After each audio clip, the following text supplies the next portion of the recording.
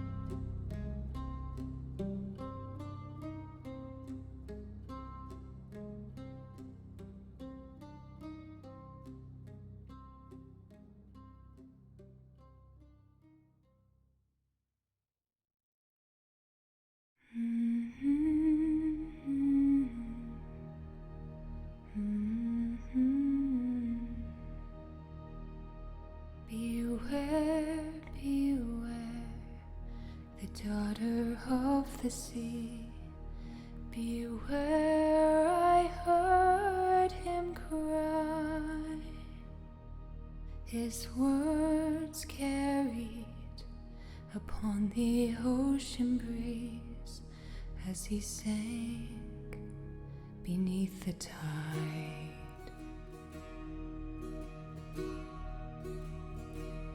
Those blood-soaked shores of Kalimdor, where sailors fought and died, the admiral fell at their remore because she left his side. Wilderness, wilderness, oh daughter of the sea, wilderness, did you forget your seaside days? Always the pride of our nation's eyes, how could she go astray? When she did flee across the ocean deep, the admiral followed. What else but sail to save our daughter's life and pray she still drew breath? But there he found upon those distant shores Hermes upon the rise. But when he faced those savage foes,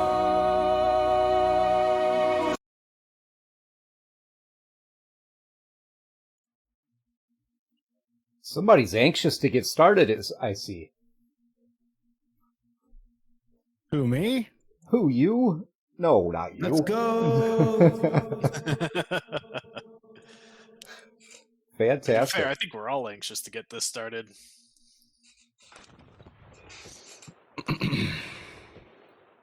And our host wandered off just at the right time. So Okay, Maybe not all of us, perhaps. That's okay. We're jumping in here just a little bit early with Luke Stratton tonight. Go ahead, man. Oh, he's out of here. Yeah, he ran away. Caught him unaware. Is it possible for you all to update your Streamlab names to your names that I should refer to you as? You're like, let me see if I can do that. I don't know if it's like tied more closely to Twitch, like our Twitch usernames. If we're able to change the Streamlab, Yeah, that's a good question. And I didn't know Greg was starting early. Oh, it's all good. Don't worry about it. That's okay. I took my cue directly from Luke. He said, "Let's go." So I thought, "All right, let's go." I'm game. Whoa. Thank you very much for that cheer, T-Cat. Awesome. Yeah, catching us all unawares with the early start. That was my intent. Seriously, Greg sabotaging me, man. We can get the real thing going on now. See what happens right before the stream starts. Chaos. Yeah. The behind the scenes. The blooper reel. It is very much. So, all yours, man. Take us away. All right, guys. Welcome back to another episode of the Update Log. Unless my math is off, and that is entirely possible. This is episode 22. Yes, sir. Y'all can correct me later if I'm wrong. But episode 22, and tonight we have our second special guest of the show's history, a gentleman that is honestly needs no introduction, but Luke Stratton, the creator of Pirate Borg. I don't think I agree with the no introduction thing, but thank you very much. But we actually had the pleasure of playtesting, well, not playtesting, but kind of doing a small in-stream preview. Wasn't last Friday, 2 Fridays ago. 2 Fridays ago. Kind of going over the character creation and just the nuts and bolts of the game. And gotta say, absolutely phenomenal system and game. And I know it is based off of Morkborg, which I'm sure Luke will go more into as we discuss. But yeah, Luke Stratton, ladies and gentlemen, please welcome him in the chat. First of all, thank you, Luke, for taking the time to join us tonight and kind of talk about yourself and your game. Thank you for having me. The pleasure is mine. Trust me, the pleasure is mutual. Joining me, as always, are Greg and Matt, my 2 co-hosts. And in the chat, I'm definitely seeing a bunch of a bunch of regulars. T-Cat, Harper, Old Man Garris. Thank you guys for joining us tonight. It's gonna be definitely an interesting and a fun stream for sure. With that said, I'm actually gonna turn it over to Luke real quick. Wait. 1 second. Okay, A little bit of housekeeping really quickly. If anybody has any questions throughout the stream for Luke or for us, we'll gladly give you our opinion as we usually do.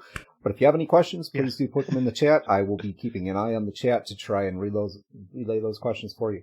Thank you very much. Awesome. Well, thank you for that, Greg. That's actually a really important piece of housekeeping. We don't want to miss y'all's questions. But yeah, I'm going to turn it over to Luke. Let him introduce himself.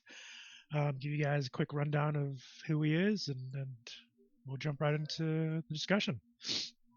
Oh, wow. Hello. Hi, everybody. Welcome to the stream. The year is 1983. The location, Worthington, Ohio. A small child is born. For some reason, he loves pirates more than he should.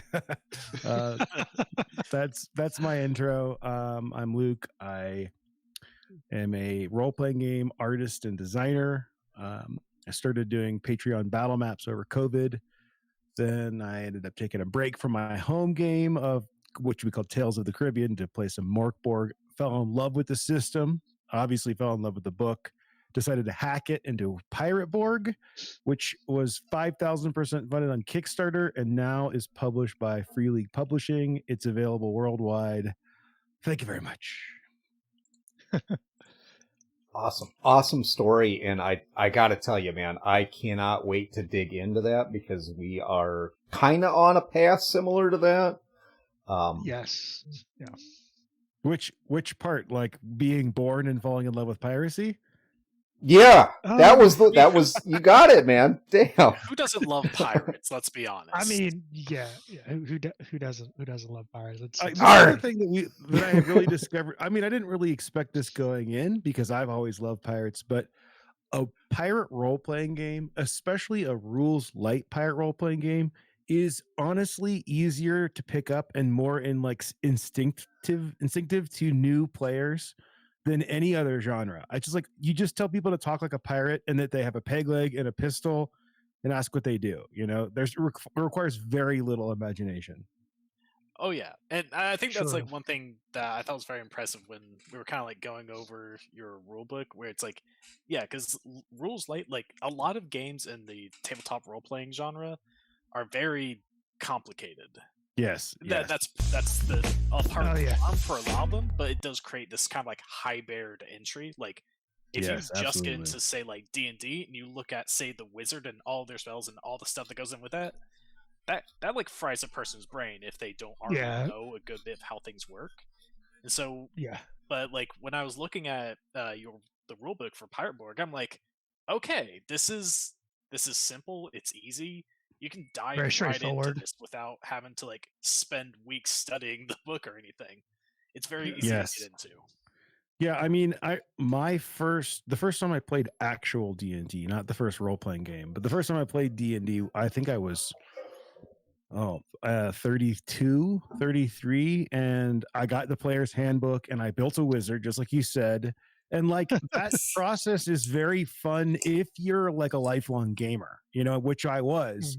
But like basically my wife and I were like studying for this present for my brother's 30th birthday, and I made her character. Like I was like, there's no way she's gonna pick this up and read all the things, and like you have to pick a class and a race, and those can change different parts and you get different gear. And it's like, that is really fun if you're into gaming as a hobby. But if you're like a board gamer and you want to try out a role-playing game, like there's a pretty big barrier to entry, even in 5th edition, which I think historically is scaled back compared to say like AD&D or 3.5 Pathfinder, you know.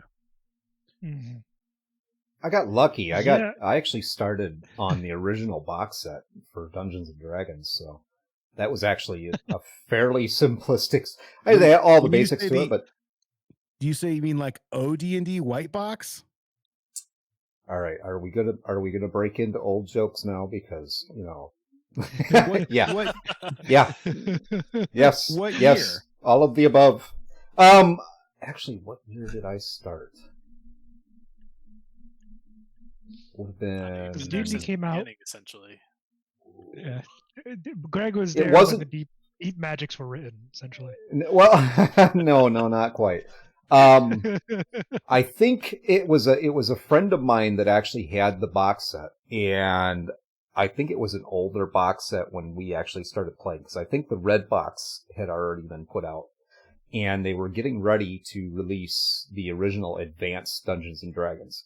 Okay, yeah. So you're talking like, okay, I'm with you. So the the beginning Genesis. Absolutely, it would have been like mid '80s is when I first started playing D&D. Gotcha. And D&D came out what, 79? I want to say 78, 79. Yep, somewhere in there. Yeah, I mean, you could go as far back as chainmail if you really want to like split the hair. Split hairs. Yeah, it's very true. I never played chainmail. I actually started in 3rd edition. Wait, do you know people who have played chainmail? I do. Yeah. I do not. I have never met anybody who has actually played chainmail. I have a suit, or I have a shirt of chainmail, but you know. Oh, nice. My high school teacher, my high school science teacher, Garris, and I know 2 people who've played chainmail. Old man Garris, and my high school science teacher, a gentleman by the name of Christopher Corsi. Great guy. And it was after school one day. He had I think 3.5 had just come out. Yeah. And he had the player's handbook sitting on his desk. Yeah. And I walked past it. And at this point, I was in high school. I think I was freshman, sophomore year. I was reading stuff like Lord of the Rings and The Wheel of Time and a bunch of like Sword of Shannara. So I was reading all those high fantasy books, and I walked past his desk and like I catch out of the corner of my eye, and I was like, "What's that? That looks cool. What is it?" And we get to talking, and we start playing, like me and like a couple other classmates and him. He's the DM obviously, and we start playing, and that's my first introduction was 3 and 3.5. We played both, and then as the years progressed, played the Blasphemous edition, 4th edition. I played 2nd edition as well, and then 5th edition. So about 20 some odd years of D&D under my belt.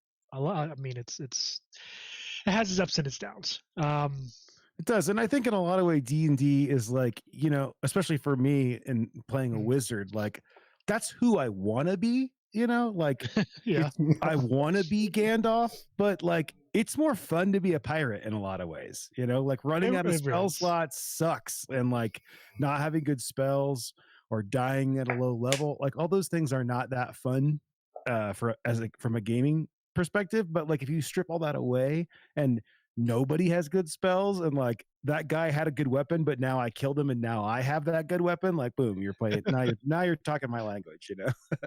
I just like the cutthroat nature. Yeah, I mean that too. I just like the cutthroat nature of Fireborg. I mean, it's definitely on brand. Being cutthroat and a pirate, it's definitely on brand. But I love the fact. Yeah, I love the cutthroat nature of it, and the fact. For those of you who don't know in the chat, you can play a chicken. You can play a whole ass fucking chicken. You can play it as a chicken. Yeah, and as a rat, which is I think is a chicken is like okay, I can imagine, but like a rat, like. You can't even drag that dagger across the deck of a ship if you're a rat. I don't know, man. Have you seen New York City rats? That's true. You could be a mega rat. I actually have a guy, a buddy of mine, Hobby, who runs a lot of Fireborg here in Denver and at cons around the country. And we did a one shot with him where he actually mistakenly read that class as like basically like races, and he made pre-gens, and it felt like we were playing like Teenage Mutant Ninja Pirates because like we were all like I was like a crocodile man and we had like a squid man, and it was like it was honestly better like in some ways.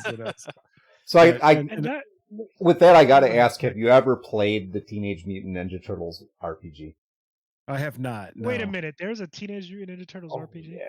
Oh, yeah. I feel like I shouldn't be surprised because I feel like there's an obscure RPG game for everything now. Yeah. Yeah, I'm starting to get that feeling. Like there's just RPGs of all these games and shows that people haven't heard of yet. Wow. Okay, I'm not surprised.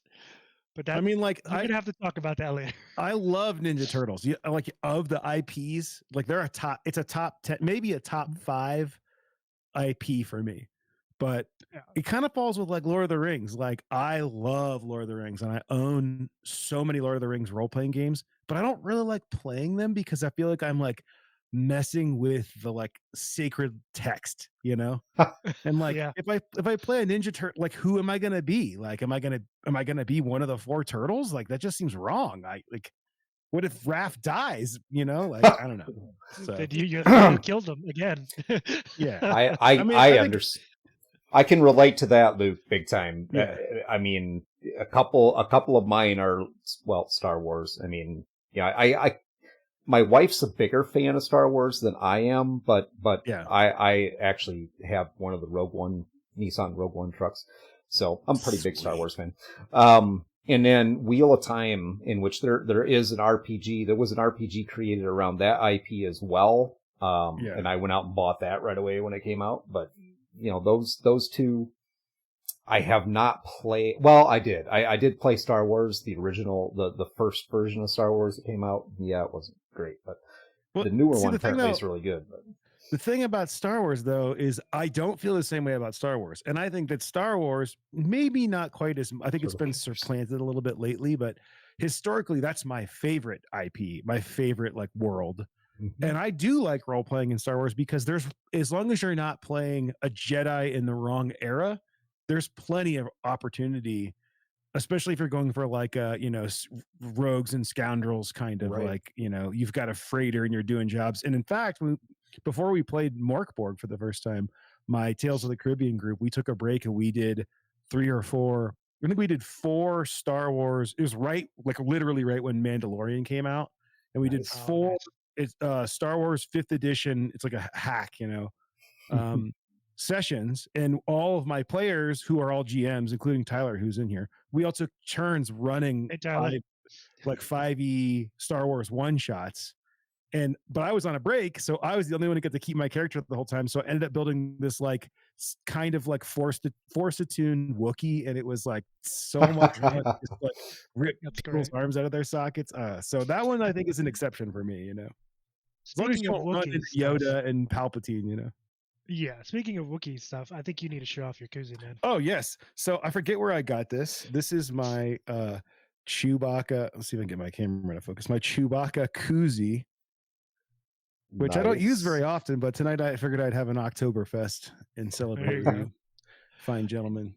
There is also some more Wookiee history there. We were talking with Luke during our sound check, and he mentioned something, and hopefully he shares with the rest of the stream. Oh yeah, when I was younger, my first career, I'd say, was as a drum and bass DJ. I would go to these all night raves and spin vinyl records. My DJ name was Chewy. That's kind of followed me around. People who know me from back then still call me Chewy. My brother will call me Chewy often when I call him on the phone and stuff. I am going to have to remember the that. good old days now. Yeah, that's a good nickname. Yeah, I even have one of the we did for his bachelor party. We went to what's the the Disney Galaxy's Edge. And we did the lightsaber build thing, and I built how Wookiee can I make this thing? And yeah. Very nice. Okay, so I guess my first question to you, kind of just kind of start digging into Luke Stratton. He's getting serious now. No, I'm not even. This is gonna be a chill discussion. Are we ever? We're not serious ever, I don't think. But no, not really. It is what it is. Well, when we're talking about a couple of studios, we get serious. We get seriously angry. Unity. Yeah, I mean. Anyway. Yeah. Let's not go there tonight. Yeah, it's passion. We care. So I guess my first question to you is: obviously you've been a lifelong gamer. But it seemed, did you start with TTRPGs or kind of what was your introduction into, I guess, the gaming sphere as a whole? Yeah, well, I've told this story a couple times, so I won't be too verbose about it. But basically, when I was, I think I figured out 14 the other day. I think when I was 14, we were on spring break down in Florida, and my cousin invited me to his college campus on a Saturday and ran an Alien, it was West End or Leading Edge Games' Alien RPG, but that he had homebrewed the shit out of. And he gave me 2 characters, and it was a room of I think there were probably 6 or 7 of us players, and it was seriously college campus, whiteboard, and we were in auditorium style seating, and we played this Aliens RPG scenario that he'd been working on for 4 or 5 hours. Nice. And I don't know if you're familiar with the Aliens, comic book lore, but there's these things called moxes, which are these drugged up Marines they put in these big mech suits that they send them into alien hives. And my sergeant ran down the hallway and blew up with a grenade in his hand, and and my cousin Eric, he goes, and the sergeant, he dies, his head blows up, and the mox takes 1 step back, and the whole place was oh, sick. And I was basically hooked for life, yeah. All right, cool. I mean, that's great. Yeah, but historically, I didn't start a hardcore career in role playing games until my early 30s. I'm 40 now, for reference. But I've always been big into basically pirate video games have been a huge staple of my life, and I'm hour per hour not a very serious gamer, but I've 100%ed Assassin's Creed Black Flag. I played every version of Sid Meier's Pirates, including the black and white Mac version. Wow. I Secret of Monkey Island is basically part of my identity. If you went inside my brain, Inside Out style, the day that the pirate island opened was when I was it was probably when I went on the Pirates of the Caribbean ride as a kid, but like the day it really like the remodels happened and like it exploded was when I started playing Secret of Monkey Island. And I play Sea of Thieves now. It's like that's just kind of always been my favorite escape, is to go to the like fantasy version of the Caribbean and sail my own ship around and loot treasure and that kind of stuff. So I'm there. On that first question. Sure. What is it about pirates? Like, what was the draw for you? Oh man, I get this question a lot too, but I feel like there's a couple things. One, there's this like dark grittiness of like real piracy and of that early Pirates of the Caribbean ride. It's still kind of like that, but like prior to Disney making the movies, that ride was like very adult almost. There's a lot of like drinking and carousing going on, and and there's it's that dark mysteriousness, like the scene in Treasure Island when like it's stormy and like he busts in and he's got a map and there's like all this mystery. It's that mystery mixed with the like Indiana Jones relic temple exploration mixed with like the most beautiful place on the planet. Like one of the like it's kind of touristy now, but like there's a reason it's almost all tourism, is because it's such a beautiful place to go and visit and spend time, especially when it's not hot or hurricaning.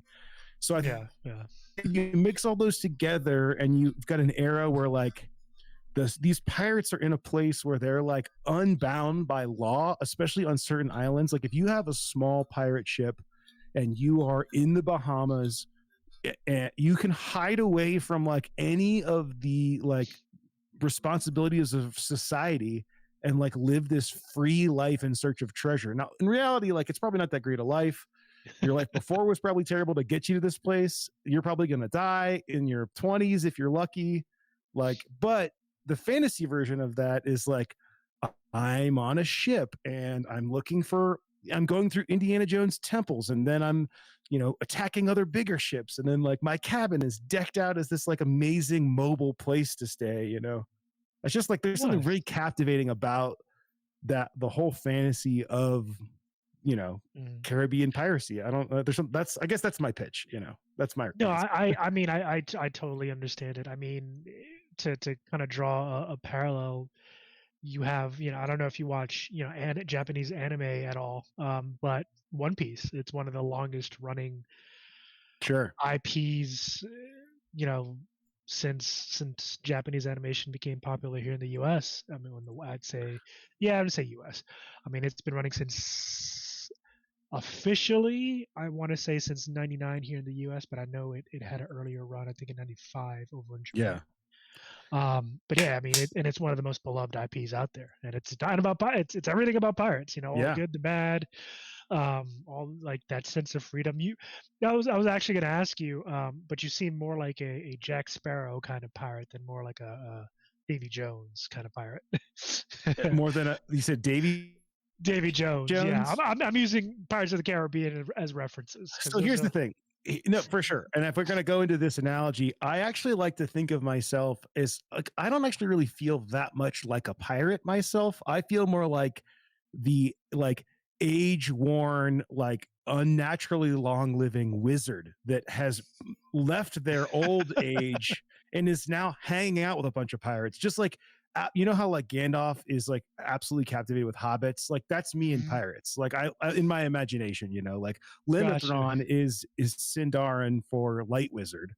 And I just imagine that he's this guy that like ends up surviving because he's like a vampire. He has like circumvented age, and now he like hangs with the pirates, and it's like 1700. He's like, well, where should I go now?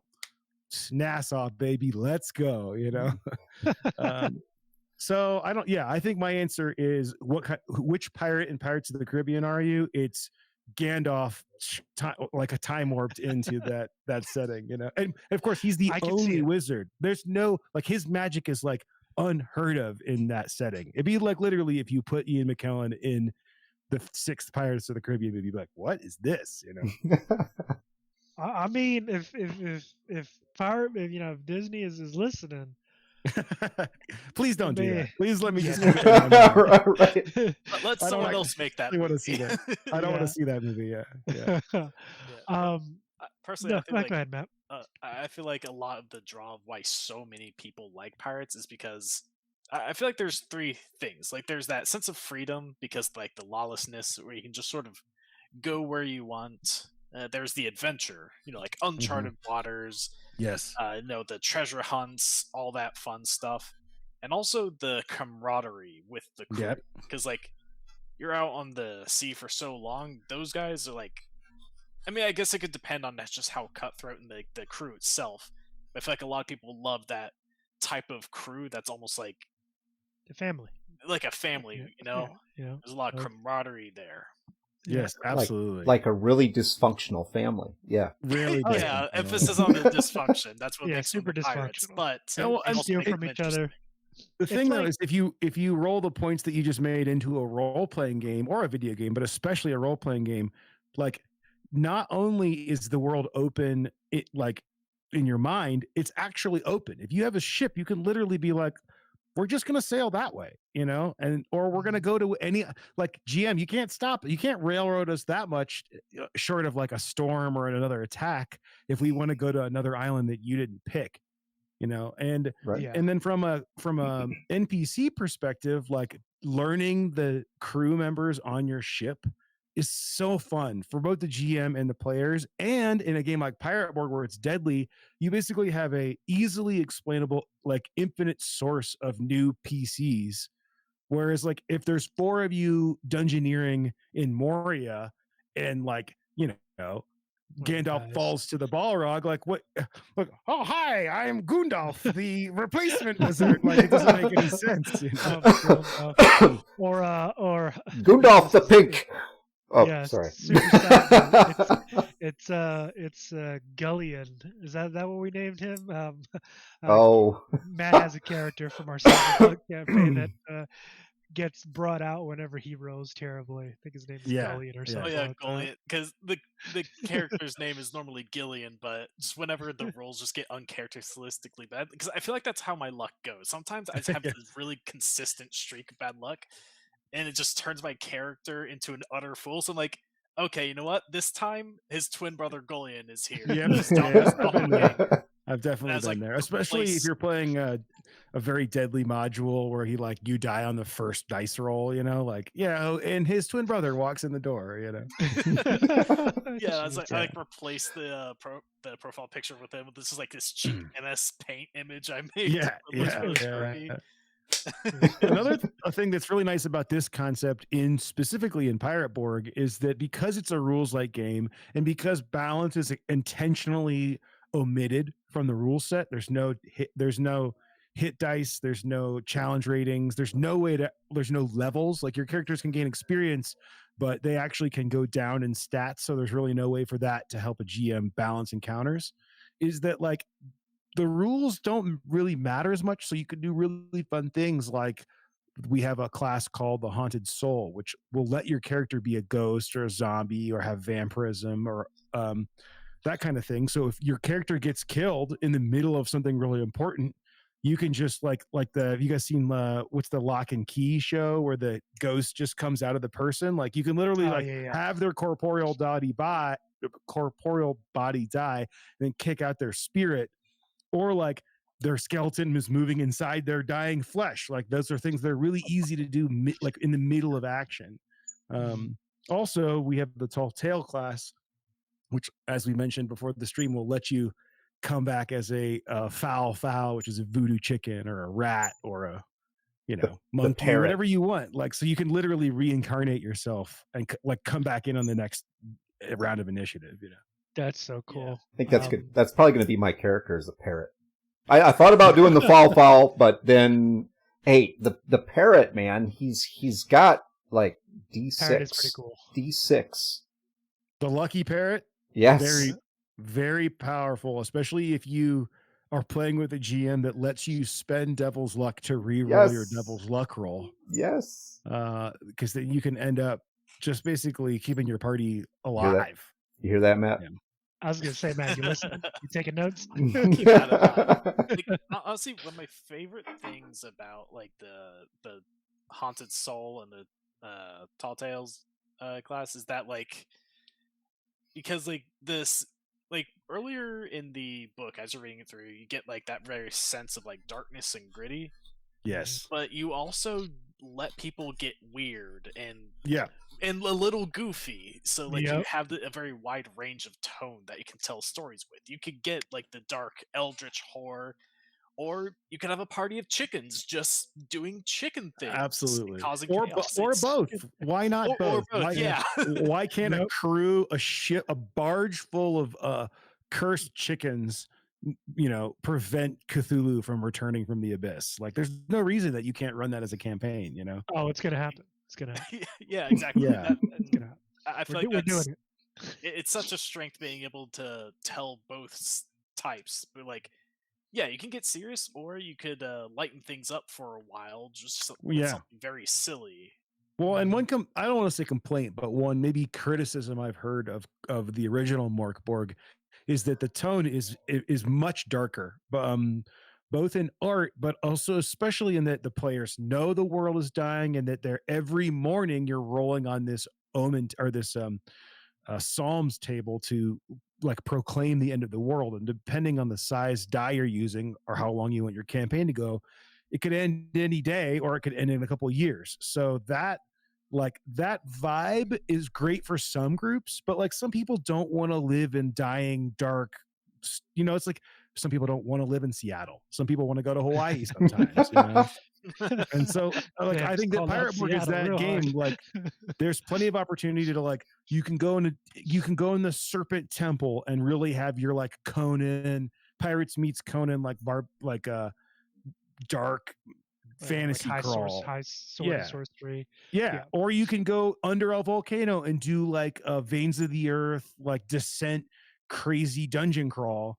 Or in like we prescribe in the actual setting is like, there were all these ships that came in to kind of pull the treasure out, but then the Scourge showed up, the undead, and killed all these. So there's like basically just imagine like floating like cities of shipwreck debris that are just ripe for like plucking treasure from. Like there's room to treat that like dark fantasy and grimdark, but like it's never going to be that grimdark when the first table in the book is a carousing table. Like it's just like there's always going to be drinking, like there's people are always going to talk like pirates. Like you just can't take pirates too seriously because they're like, it's kind of a funny trope, it's just they don't even take themselves seriously. I mean, it's a Disney movie, it's not a David Lynch film. Like it's yeah, it's just like a crew of pirates, these like rowdy goofy guys, missing limbs, and just maybe not always the smartest group of folk, but definitely somehow not. Just for that, I'm going to be the serious pirate. The serious pirate. I think a serious pirate game, like that's what I like to run. But there's always a little bit of humor. But like I like getting into the like, oh man, what? Like how big is the wave? Like, world is ending kind of thing. And to be honest, like if I could pick a director to make the Dark Caribbean movie, it would probably be like Christopher Nolan, and it would be, or like the guy, what's the guy who did Dune and Arrival, like that guy. Oh, he would do a great job. I can't remember his Villanueva. I think his last name is. I can't remember his first name. Denis Villanueva. Yes, that guy. Yeah. Like that. So like I'd want it like serious and dark, but like also sometimes you want to play Sea of Thieves, which is like basically a cartoon, Yeah, and like just that the range of what's possible in Pirate Borg just really helps suit a lot of people for the different kinds of campaigns that they want to play, or if depending on their style of storytelling, like a popular way of doing storytelling is that after every section of like darkness, you create kind of set it off with the next section being a little lighthearted. Absolutely. You gotta have some levity in there. Yeah, so you kind of ping pong between the two to keep things from getting like too heavy for people or too light for people. Like best of both worlds, essentially. Yeah, that's a great way to do it. I mean, that's good storytelling and that's good like game design or GMing, Well, you have to have those moments which allow the good and the bad to sink in. And if it's if it's just this constant pressure of bad, evil, whatever, the world's just falling apart, period. I mean, that just gets depressing after a while. It's fun at first, sure. And then after a while, it's like, yeah. Okay. Well, and one way that you can bring that element into a Dark Caribbean game is in Pirate Borg, we have this table called the General History of the Dark Caribbean.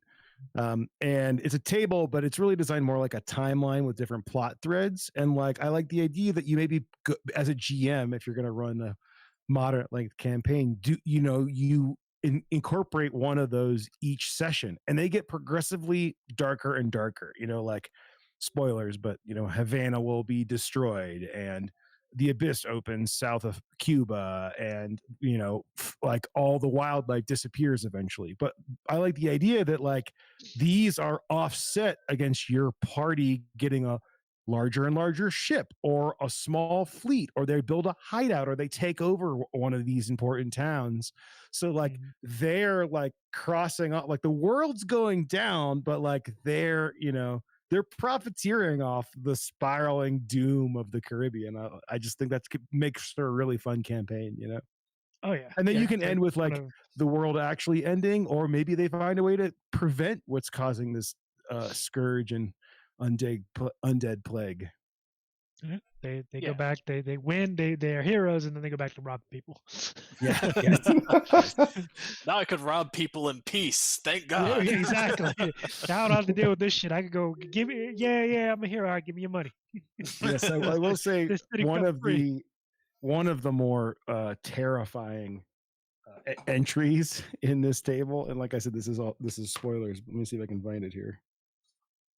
Oh yeah. Okay. So in the last row, so like one of the things we haven't talked about yet is that, but one of the catalysts for this setting is ash. So when you kill these undead creatures, they leave behind this ectoplasmic dust called ash, which is like, it's kind of like if you mixed magic mushrooms with spice from Dune. Like that's my elevator pitch for it, Nice. So like that's the reason that these Europeans who came over don't leave, is because this stuff is super valuable, and they can pull it out. Well, there's a couple here at the end. Everyone who has ever used ash becomes scourge. Rum turns to water. Escapism evaporates. So I just love this idea that like these pirates have finally built this like massive city, and they're like scar-facing on giant piles of ash, and like there's just rum everywhere. And then everyone who's ever done ash turns into undead, and then the rum doesn't work anymore. Like it's just so sad. Tell me it's not so. Pirates are Why is it always the rum?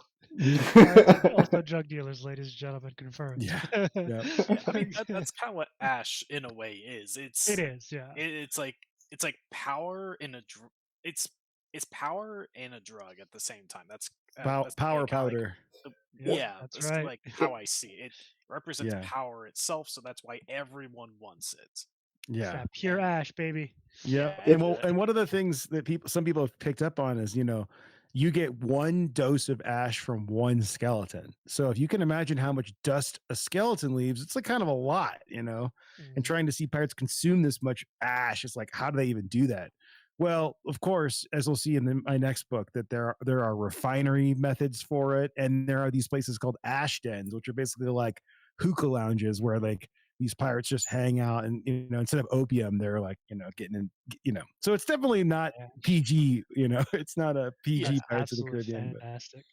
But, yeah. Okay. I mean, thanks for sharing all that about all those kind of cool tidbits. And we're definitely gonna dive into as we continue. But you did mention kind of having a first career. And I guess my next question is, what was it? And kind of how did that segue into becoming a game designer and then publishing your own game? You say first career, but I think you're talking about the first career being DJing, yes? Yeah. Oh yeah. Well, I've had a very storied work life, actually.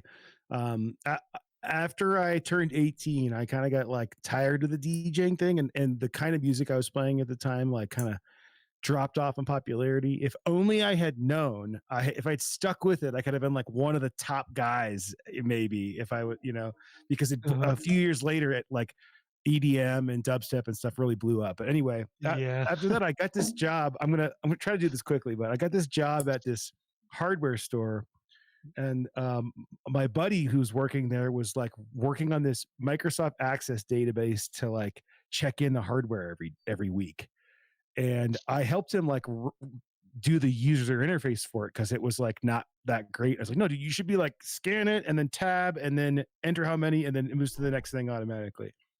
So long story short, him and I started a software company writing software for hardware stores. And it ended up like taking us all around the country. We had Ace hardware stores like all over the place. But that's how I like really learned my business chops and like accounting and stuff like that. Well, a couple of years into that, I got bored of that.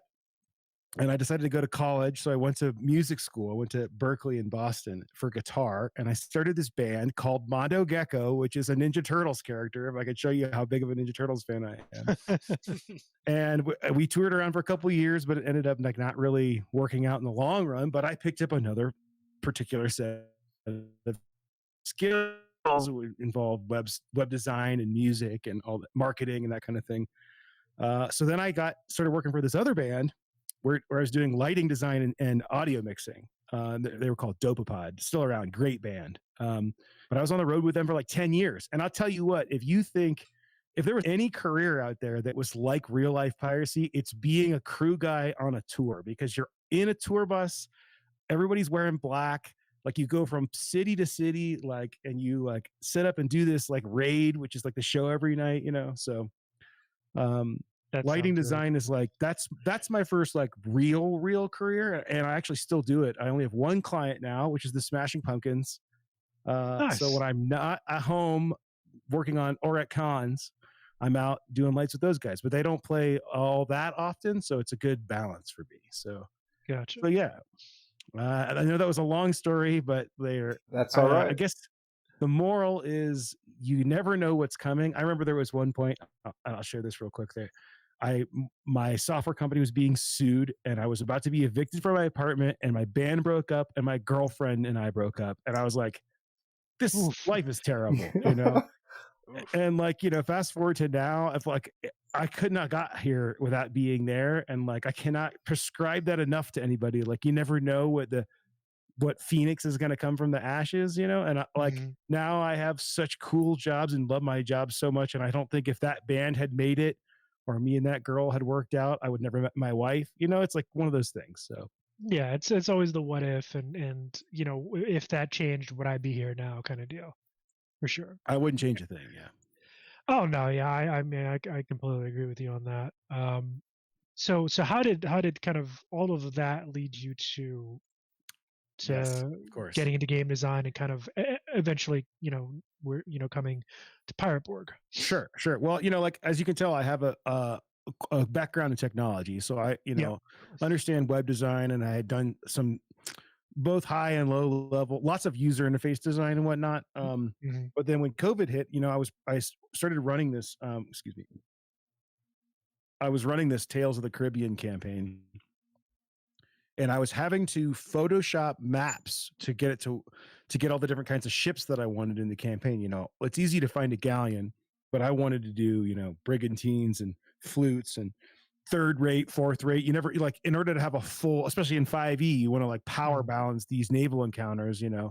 So I had this full gamut, and I would use other ship assets and like photo bash them together. Well, Che from Che and Peku, I actually photo bashed this fort that's basically one of the forts from Assassin's Creed Black Flag. I had taken a bunch of his maps and bashed it together to make this, map, so that we could we were playing like online, so everybody can see the map, And I showed it to him, like, hey, I did this thing. I thought I'd show you. Like, I hope it's cool. And he actually encouraged me to like share it instead of just being like, cool, And that led to like me, hey, maybe I could do this. And I started drawing these maps during quarantine. I left that part out, but the big part about this is that all of my work was gone because of quarantine. There's no concerts when you're touring. In the middle of lockdown. So after, a month of playing D&D and Breath of the Wild, I was like, I got to do something with my time. I don't know how long it's going to be until we go back to work. So I started drawing these maps, and I started a Patreon, and I really just did the pirate life thing, which is to, steal and fake it till you make it. I basically stole all the marketing ideas that these other guys who were successful had done. And then after a year of it, it was like paying my bills. And then, I said earlier, kicked into Pirate Borg, and that just kind of launched everything to the next level. So awesome. Nice. Absolutely fantastic, man. Yeah, honestly, it seems like you've kind of had a winding road to get here. I have. Obviously, as you said, you wouldn't change a step.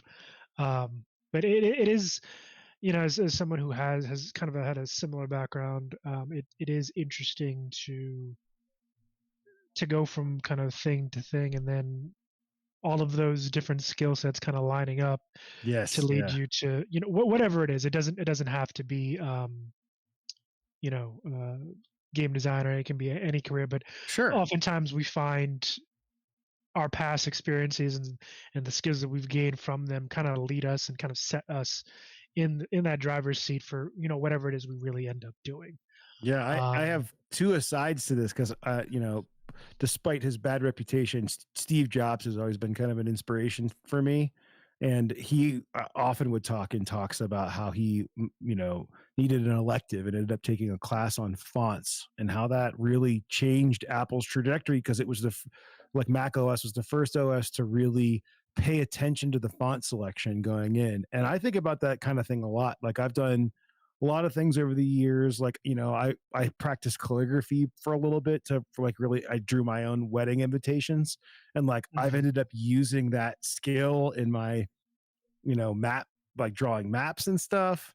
And it's been a great run of learning, and I actually remember I took this class at the end of college. I was in this like seminar class for my major, and you had to get up and like give it kind of like a final presentation. And I did what I'm doing now, but like more about my band. And then I told the story of like DJing and the software company, and people said like, wow, it's like everything that you have done has led to this moment. And I think now, like if I could only go back to then and tell them like how many more steps there were that I didn't know about, and how they all have like fed into like every one of those things. I've learned a skill like lighting design. I use lighting in all of my maps and all my drawing, and like understanding how it works has really given me like a kickstart into that. So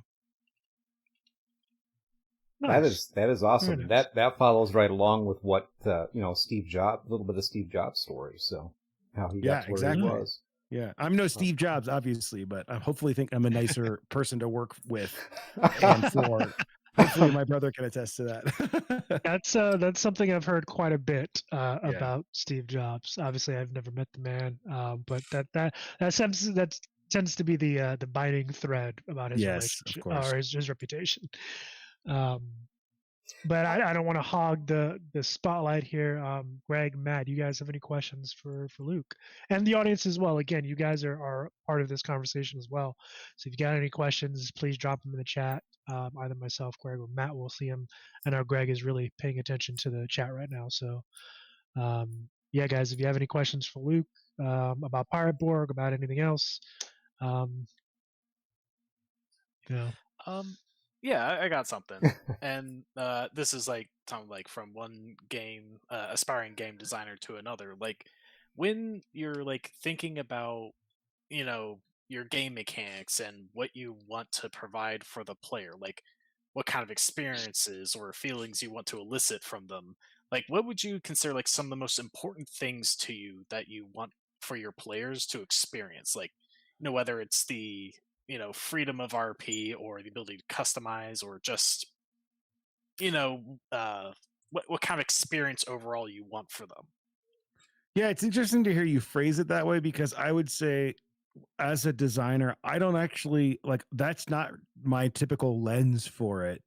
If you're talking about like Pirate Borg specifically, it's much more of a like, I played in this system and it worked well for me, so I'm going to adapt it to my own setting. Like the mechanics, I think the thing for me is like, I like RPGs with different rule sets, but in a lot of ways they will get in the way of like what really matters about the game for me. And when that happens, like I ran One Ring a bunch, we like getting bogged down on like how combat works and like, make this oh wait, you don't make that check in this game, and that kind of stuff like got in my way as a GM. And so the Morkborg engine, if you want to call it that, is basically just BX D&D with everything stripped away. There's no skills, like all that stuff is gone. It really just comes down to like 5 stats that randomly go up or down, a few cool abilities, and then roll a d20 and like get better than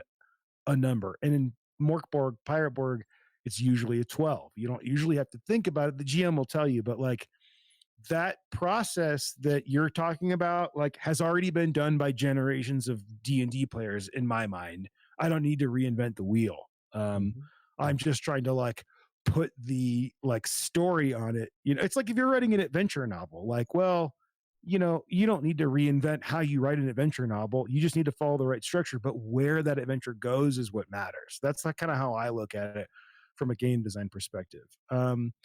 I think I'm probably have the play. When you say player, I'm assuming you mean like player. I usually have the GM more in mind because most of what I'm designing is for the GM. So from that perspective, it's much more of a like, hey, here's a spread, not a page. Here's a spread that you don't have to turn the page. Everything is right in front of you. It's not verbose unless it needs to be. It's explained in as like as terse language as possible. It's colorful, but it doesn't hold your hand, that kind of stuff, so that the GM can pull it out as quickly as possible. Like if my target audience is, I think I've heard Sean McCoy say this, but if my target audience is the player, I have to go through my book, out of my brain, into the book, into the GM's brain, and across the table to get there. So I don't want to like put any opportunities in the way of that getting to the player like as quickly as I can,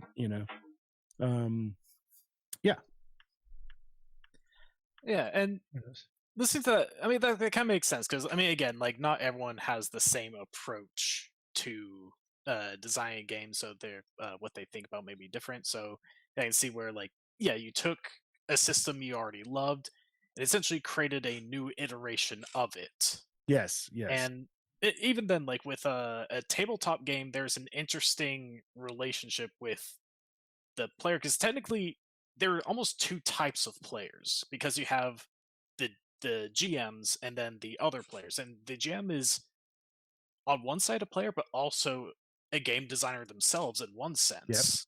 Yep. So it's a very interesting relationship that you have to craft the experience for 2 completely different types of people there. Yeah, and I think one of the things that my style of game design, the kind of thing that I want, and I just live that mantra of like, be the change, whether it's corny or not. I just make the stuff that I want to buy. Like when I buy like a 5e module, like I love the amount of world building that goes into those, but I want to do my own world building. Like I don't want them to tell me what this NPC is going to do. And I don't want to like make a wrong decision that will affect something later. Like a quick aside, we were running Tomb of Annihilation, and there's this lich that you run into kind of in the middle of the adventure, and I remember being like paralyzed with what this lich, what can I do with her, because I don't know how important she is like later on. And like it turns out she's not really that important. And in hindsight, having become a more experienced game master, I would have just done whatever and made it work later. But I like to design games in a way where you can pass them off and there are no rules, and that's clear in the text that, here's what this character wants. If the players don't do anything, here's what will happen to them. Here are their wants and dislikes. Do with them as you will. Like, I don't have a horse in this race. I don't really care what happens in your world. I want you to care what happens in it, So very much player and DM or GM, however you want to term it, very much player and DM agency. It sounds like, in kind of your design philosophy, you want to put kind of them in the driver's seat. They're in the driver's seat, and also like we really like to emphasize this ever growing term, emergent gameplay. I don't like Pirateborg for me now is almost a 0 prep game. Now I'm the designer, so like I do a lot of prep and then let it go.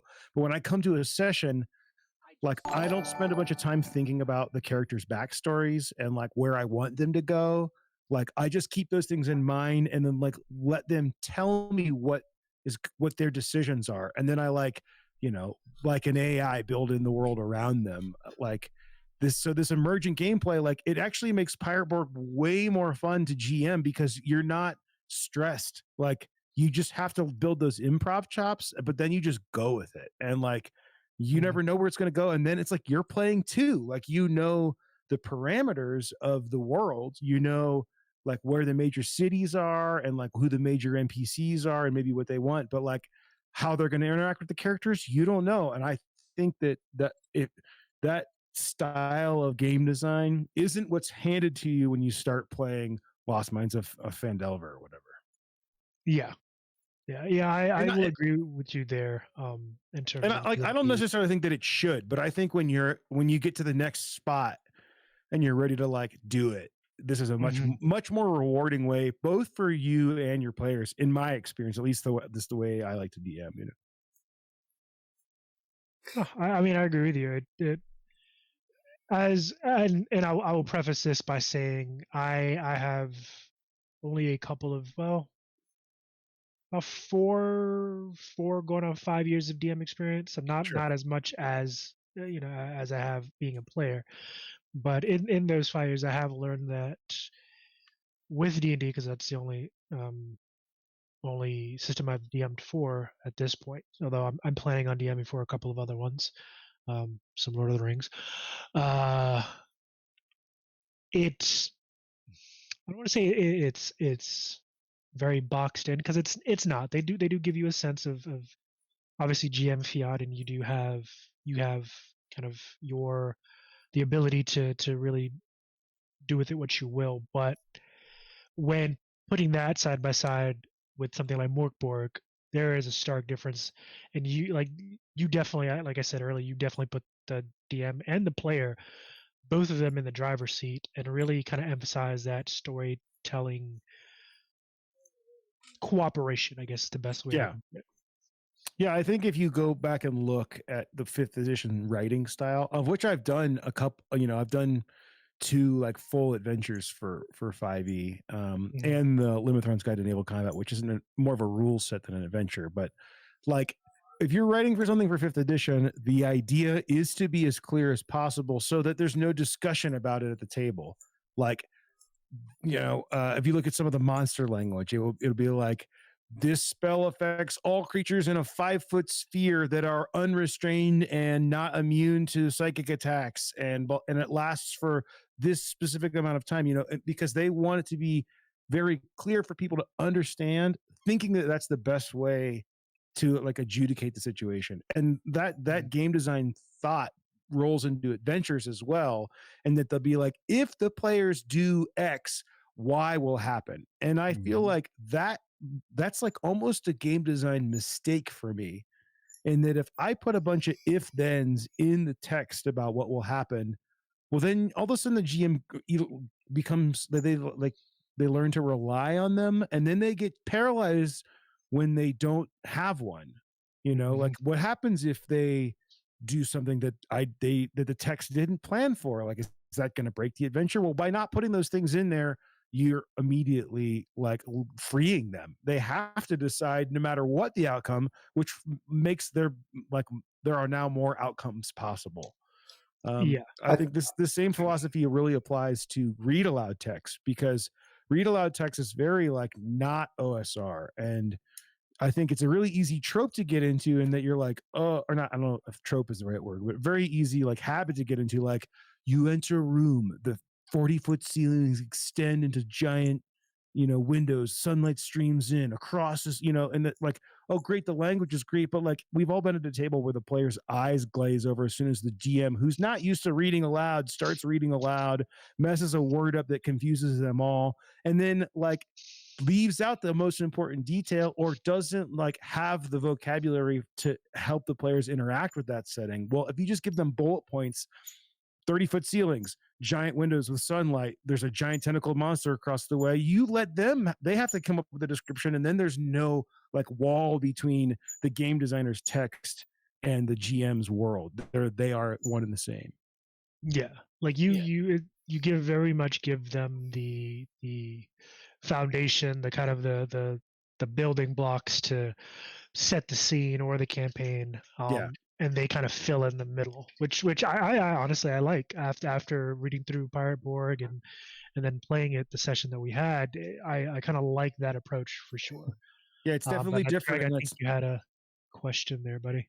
Well, I'm just listening. I do, but I do want to add on to what you were just saying. And when it comes to that, what Luke is talking about right now is that's a lot of how I try to run games. Is I just provide an overall framework and then let the players build the world. And then as they're building, I just kind of expand for them and, add in those details that maybe they're not adding in there. I think the reason, what you were talking about with D&D. I mean, that's the core piece to this, and the game modules for D&D. It's the common tongue. Exactly. And the early ones were very much that, if this, then this type of thing. If that happens, this happens type of deal.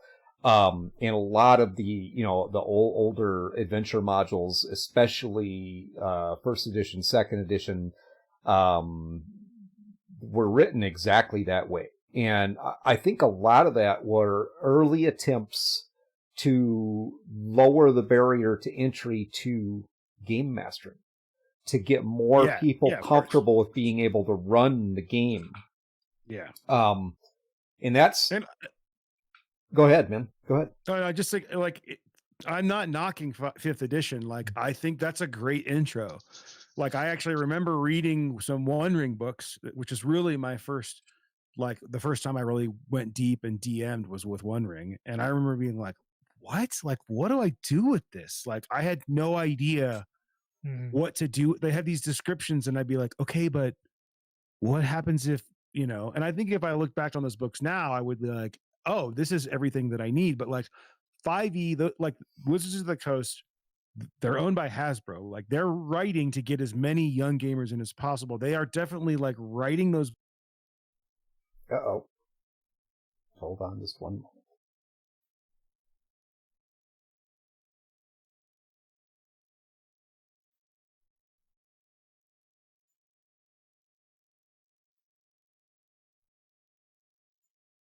Stream?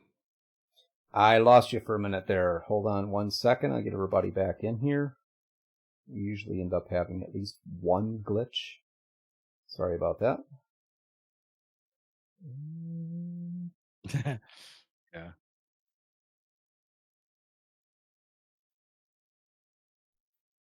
So, where are you?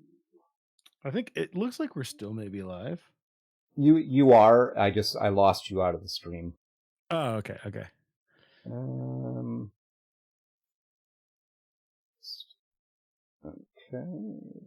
is he not coming up? Let's sign him.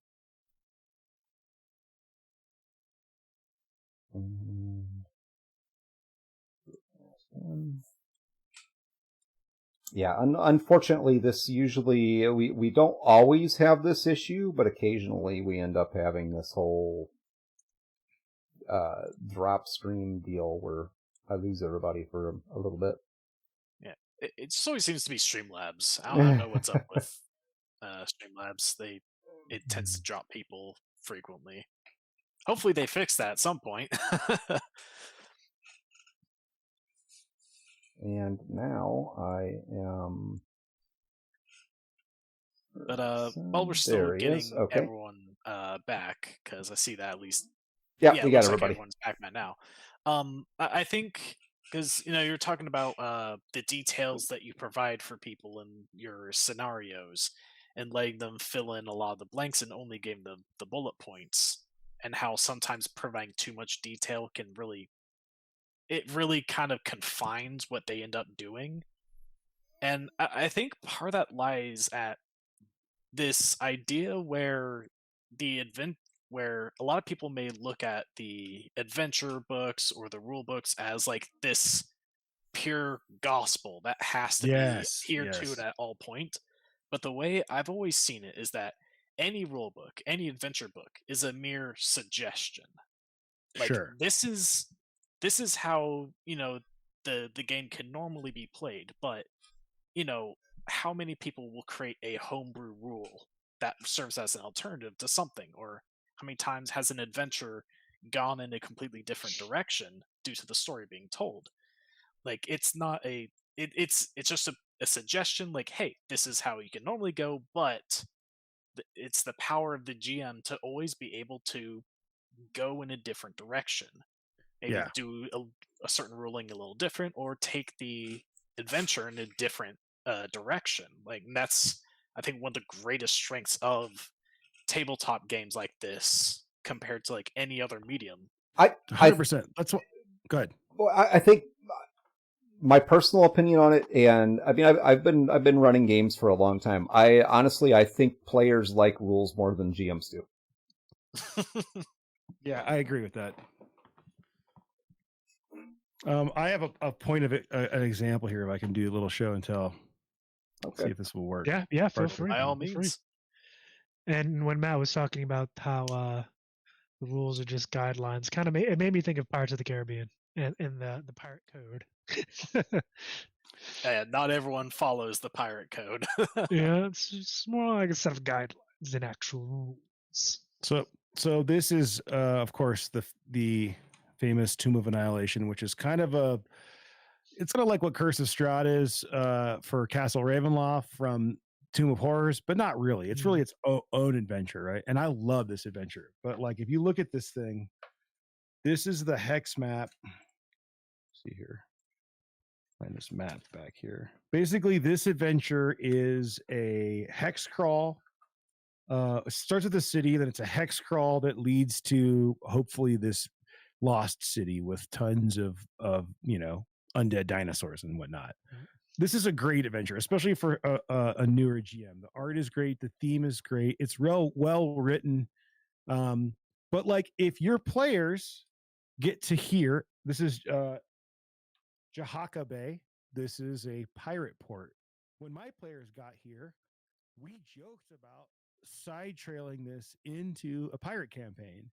And as excited as I was about that as a GM, I was like, but all this other content, like all this other stuff, like this stuff is here, you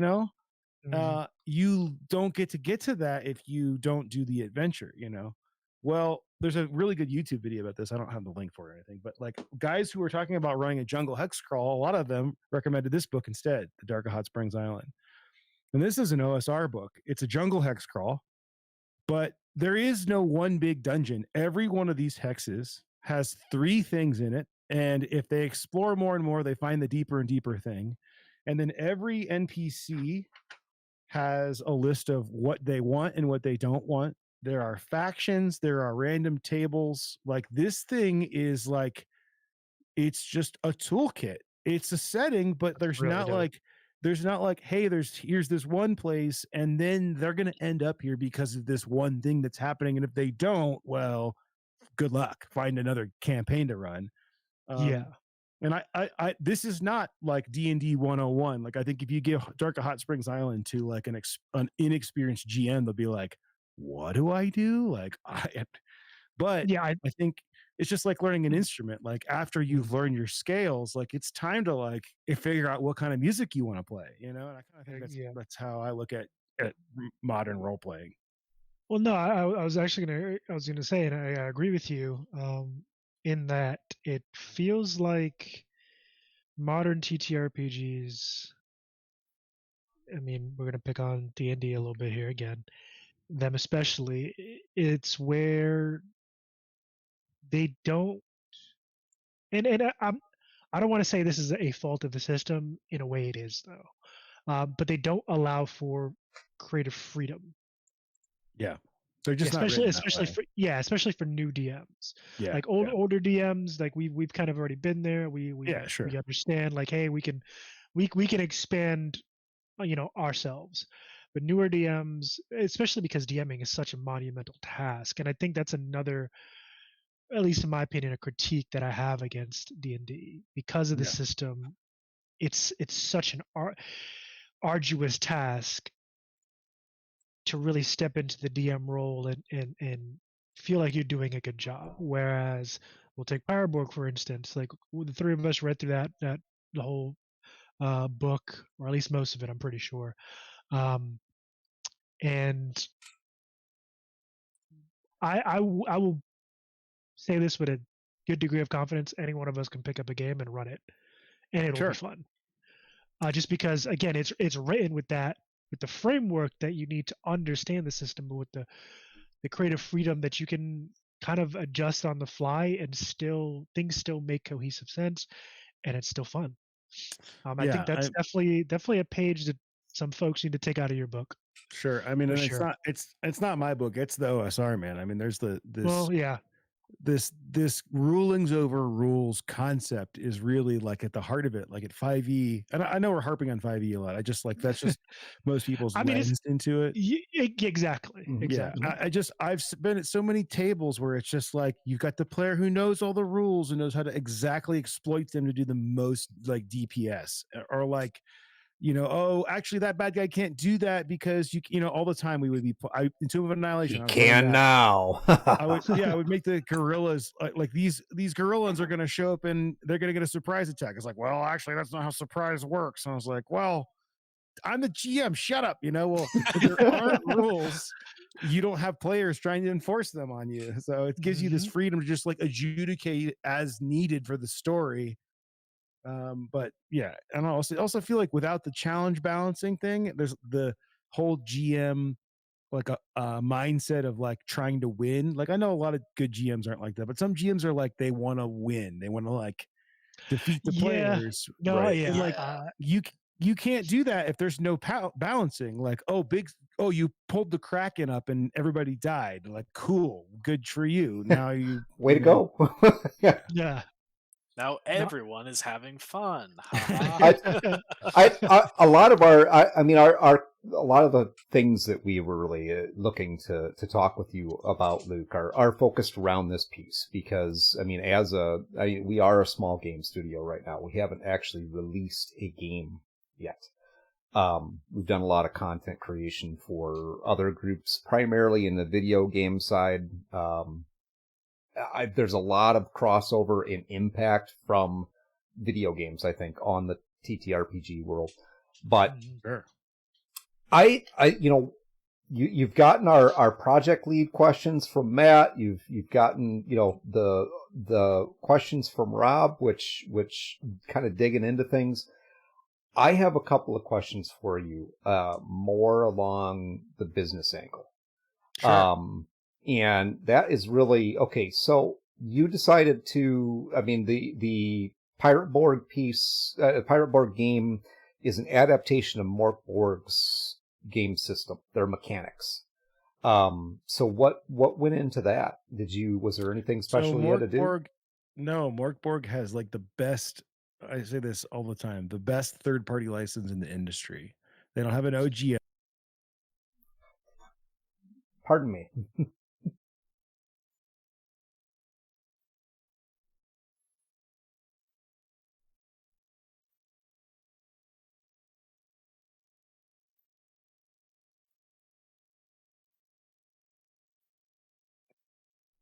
I lost you again. Sorry about that. Well, I think when he gets booted, it boots us all. It does. Yeah. I got you back in. Give me just a second. I will pull these. So can I answer the question while you load people back in? Yeah, you're fine, man. So Mort Borg has, in my opinion, it's not even my opinion. It's not even really debatable. It's like the best third-party license in the industry, and that really you can copy any of the game mechanic text. You just can't copy any of the non-mechanical text, like the story and stuff, and you can't copy the art. And they say on their website, like, we encourage supplements and hacks and all this, and when I saw that, I was like, well, what do they mean by hacks? Well, my friend Brian Colin from Infinite Black, he hacked the whole game into Vastgrim, which is like a, kind of heavy metal or not Death in Space. That's a whole separate game. A heavy metal like space slug version of Mort Borg in space in the far future. That's so dope. That's so dope. Yeah, and he did it's a page one rewrite, his own art style, and I was like, all right, well, if he can do it, then I can certainly do it. Right.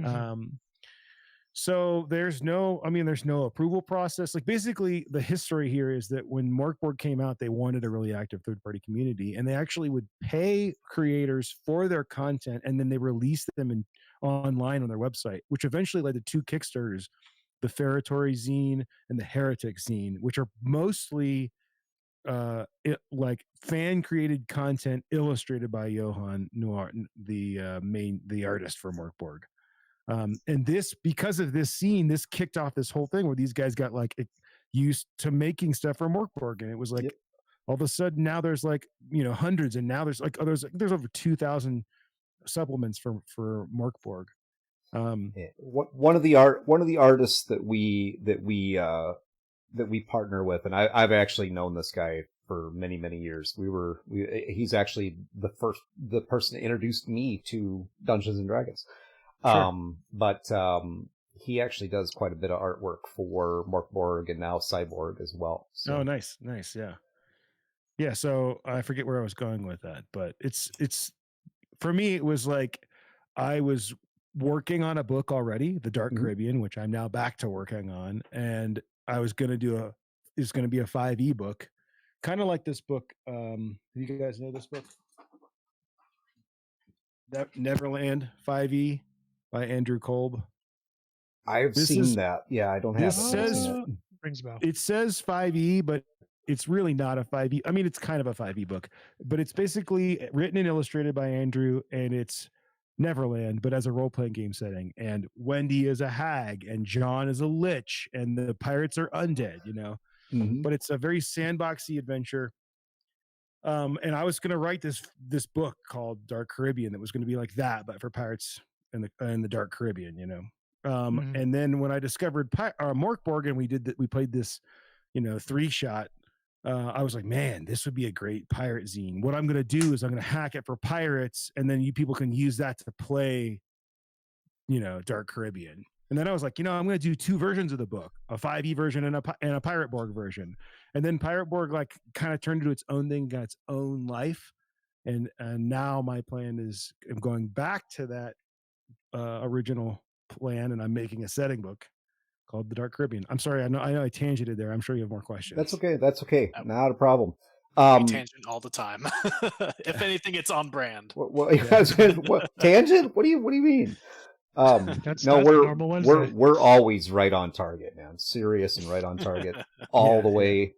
Yeah. You believe that? I got a bridge to say.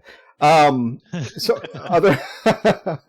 another question I have for you now. That's first piece is okay. The mechanics piece, which is something that we've been kicking around. We have a system in development right now that we've been working on.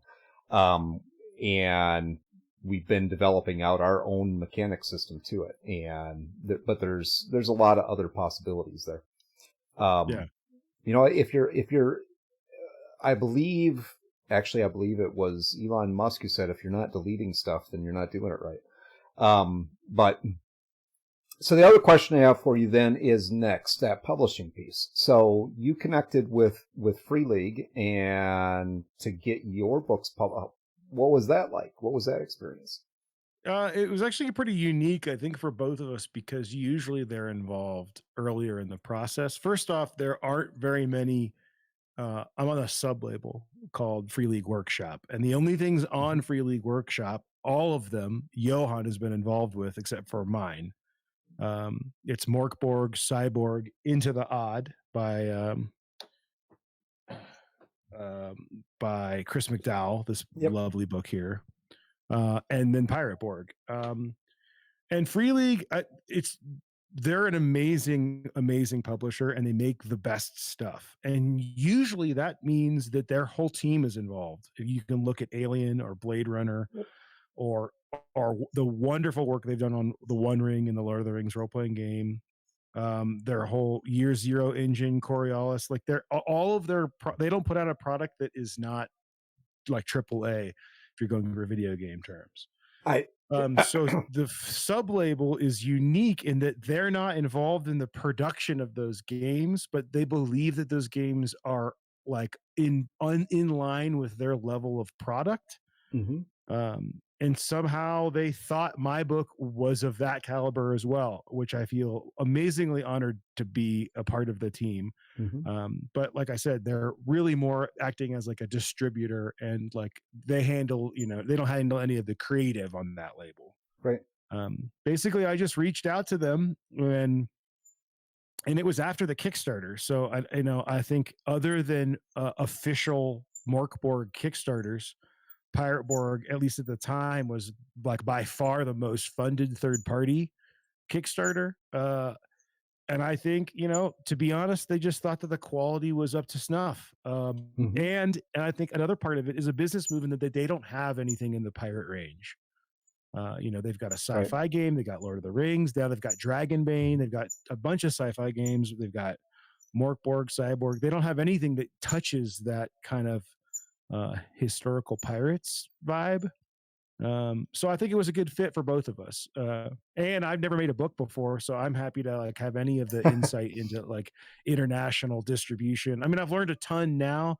Right. But especially at the time, like especially if you're trying to get into like distributors like ACD and whatnot, like they don't take publishers. I actually emailed them. They're like, this looks great, but we don't take products from publishers with one product. Right. Or one title. Like we just don't do it. It's just too much paperwork, and we don't know if they're going to be around, Right. Well, now I circumvented that, and anybody who's got ACD can get it through Free League anywhere in the world. So that is awesome. That is absolutely. We obviously we have a relationship with Free League as well, but not as a publisher for a product, but just doing this and really going through and reviewing the games and working with them in that capacity. Honestly, it's been very hands off. Like there's not, my Kickstarter was already fulfilling. So basically we did marketing, and I get a royalty, and that's pretty much, it's pretty easy, but you do, it's a trade-off, like anything, like they keep a certain percentage of sales that they wouldn't if I sold it, and they only stock 2 of our SKUs of like, which we have like 10 now. So that's like a blessing and a curse. Like retailers in Germany can't get the full product line from Free League, which is kind of a drag for people in Germany. Right.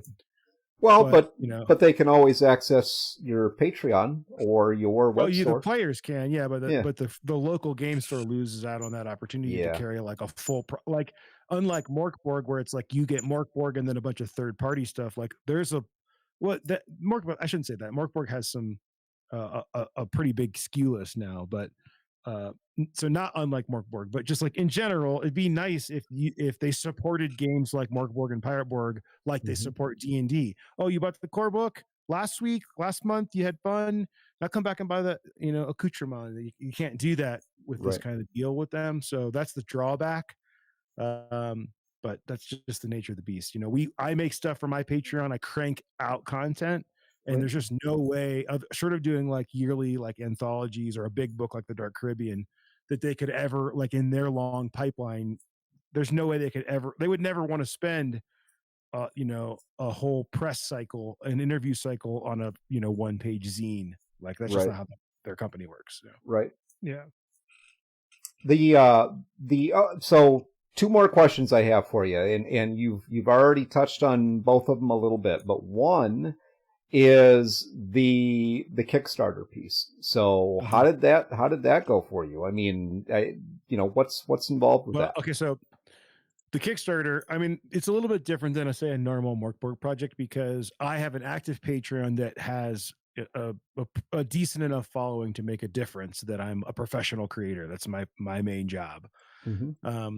So whereas somebody else who has maybe never made anything might just launch and like share it in a few places and hope people back it and goes viral, I spent marketing dollars on Facebook ads. I did a paid review with Questing Beast on YouTube.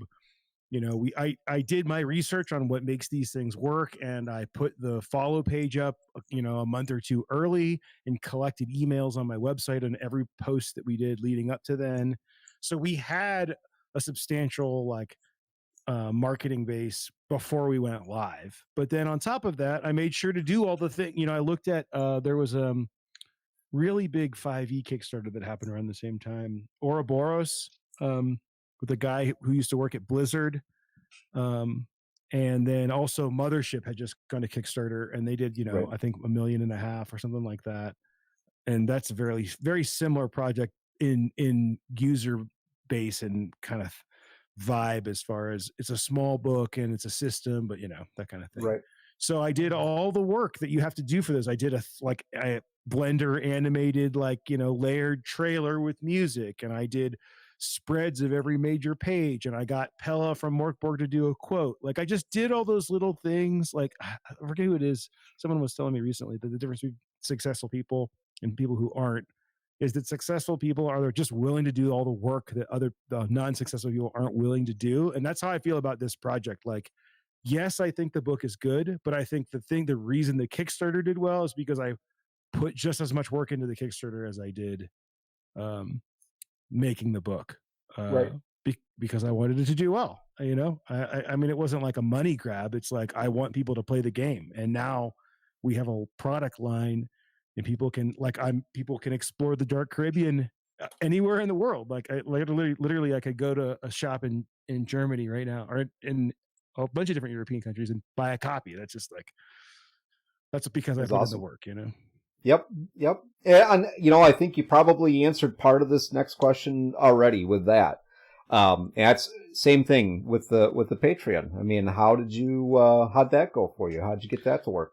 The Patreon is a different beast, because Patreon is its own D&D specifically, and role-playing game in general. Patreon world it's especially during COVID, was its own unique animal. And as a battle map artist, that's the easiest Patreon to promote. Basically, you make a map every week, and then you do 10 variations of the map, and then you make a Foundry module of the map. And then you give the one free one that you did the first one, you give it out to free everywhere, and everywhere you put it out, it has your watermark on it. Mm-hmm. So basically, you're building brand awareness. So basically, you can't play pirate D&D now and not find some of my maps in your Googling. They're gonna come up. It's just, I've done a map a week for 3 years. They're everywhere now, Right. And then eventually you get enough people. It's also like a snowball effect. There's always one free map, and when people sign up to Patreon, they get access to the entire catalog immediately for free. And then whenever I make something new, everybody gets charged. So it's a win-win-win. I get to make whatever I want. I can make trash. I just won't keep patrons if I make trash. But I'm not bound by the rules of what will sell. If you're making a new book, if you're Paizo and you're going to make a new Pathfinder book, you need to make a book that's going to sell. If you're Wizards of the Coast and that book flops, you're in trouble. But if I make a map that nobody likes, I made it for me, it's not the end of the world. Or Right. 4 patrons really but it's too weird for the rest. That's okay for that week, because next week there's going to be something that might work for your campaign, Right. So you just rinse and repeat this cycle. And over COVID, over quarantine, lots of people were playing online. There was a big boom, and there weren't a lot of map makers, but there were enough that were doing general medieval fantasy that I just tripled down on my own brand. At first I was should I do castles and stuff? And I just you know what? I'm just going to do all pirate stuff. And it's just it's that niche into it, man. It's like a great Jerry Garcia said, the Grateful Dead. You don't want to be the best at what you do. You want to be the only one that does what you do. It's that. There's nowhere else you can go to get a Patreon creator who only makes pirate content. Closest I'll make to not pirate content is a Nautiloid from Spelljammer. Right. And then that whole thing is a feedback loop. You're giving stuff away for free, and those people are coming and they're supporting you, and then you can make whatever you want. And if you're making stuff that you like, it's good, and more people show up.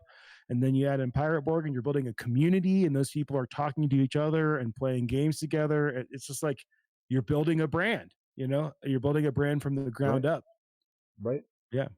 It really, listening to all the pieces that you're talking about there, it really, with adding in the actual production piece to it, which you make all your own stuff, it sounds like you built a sales funnel. Yeah, I wouldn't really look at it that way. I think that my business, if we're talking about the actual business of Limithron, could grow a lot with a proper sales funnel. I know my buddy DM Dave has a big background in email marketing, and he does a really good job of the funnel that you're talking about. Right. But I kind of like, I just kind of come from more of I just want to make what I want to make, and I want people who want it to have it.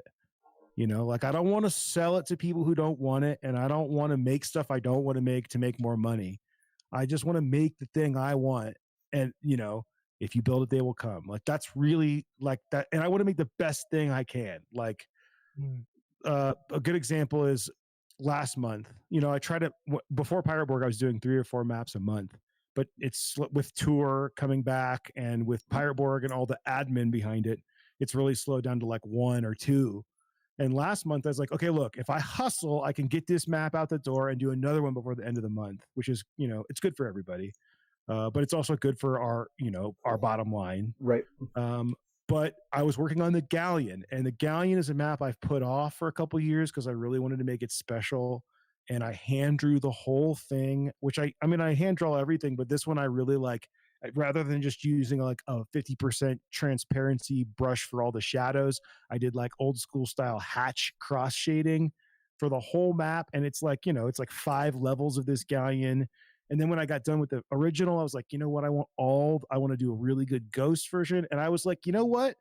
I'm going to put off the extra map for next month, and I'm going to spend the time on this one. And because I have enough patrons, and we have enough funnels in place to have the online shop go, I'm able to do that. And the result is that like that map, I am so proud of that map, and I like always want to keep doing that, and I think, I guess to put a bow on this, like that's one of the beautiful things about Patreon is that it's an incredible deal for patrons, because if you go to buy one of my maps, it's $5 minimum on our online store, $5.99. For $4.99, you can become a monthly patron. You could limit your pledge to $4.99 and immediately have access to everything I've ever made, including the early betas of Pirate Borg. You don't get the core Pirate Borg stuff, but even all the adventures for Pirate Borg are on the Patreon. So it's like, it's robbery from a single viewer standpoint, but from my standpoint, it's just feeding the power to make whatever I want, which I think is like, what creator could possibly hope for a better situation? Yeah. Absolutely. I want to try to be respectful of time, because we're actually a little bit over. If you don't mind, we have a couple of announcements to do, and if you have anything else that you'd like to share, or Rob, do you have?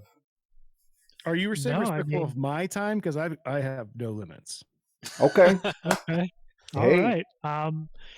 Honestly, I really have. I mean, I have many more questions, but I do want to make sure the audience does know that, guys, if you want to ask any questions, or if you have any questions for Luke, please drop them in the chat, and we'll start reading them off, and you guys can get some answers to your questions. But Greg, you did mention some announcements, so we can take care of that now. Well, just and then continue on. Just to run through that really quick, I've popped it up a couple of times in the chat. But if you are in the area of Madison, Wisconsin, around October 19th through the 22nd, please do stop over at the Alliant Energy Center Exhibition Hall in Madison, where you can see Luke Stratton and take a first-hand look at Pirate Borg at Gamehole Con. And PAX Unlimited, I believe, in Pittsburgh, Unplugged. right? Unplug, I'm sorry. Pat's in Philadelphia. In Philadelphia. I totally botched that one. It's okay. That'll be December 1st through the 3rd? I think so. It's like first weekend of December, yeah. Okay. And you'll be there as well, right? Yes. And it was my first game hole. I've heard great things. I haven't been. We were at PAX last year. It was like the debut of the book, because we got our Kickstarter copies in, and we're able to sell some. Great convention. I was asked, the first convention that we did, because we primarily worked in video games up until this year. The first convention that we did, and I did, was Gen Con this year. Yeah. Dive right in the deep end of the pool. Man, so way to start at the bottom or the top, depending on how you look at it. Right. Well, I had a safety blanket because I went there to work with Artel Sorian with Cyberpunk. Oh yeah. So you were right by us. Yeah. Yeah. It's right He was right next door to you. Yeah. Yeah. I spent a lot of time with Mike, so that was fantastic, and got to talk Cyberpunk with people.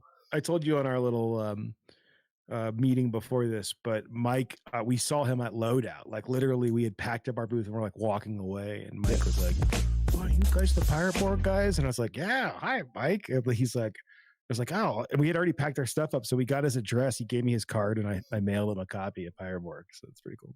Fantastic, nice. Man.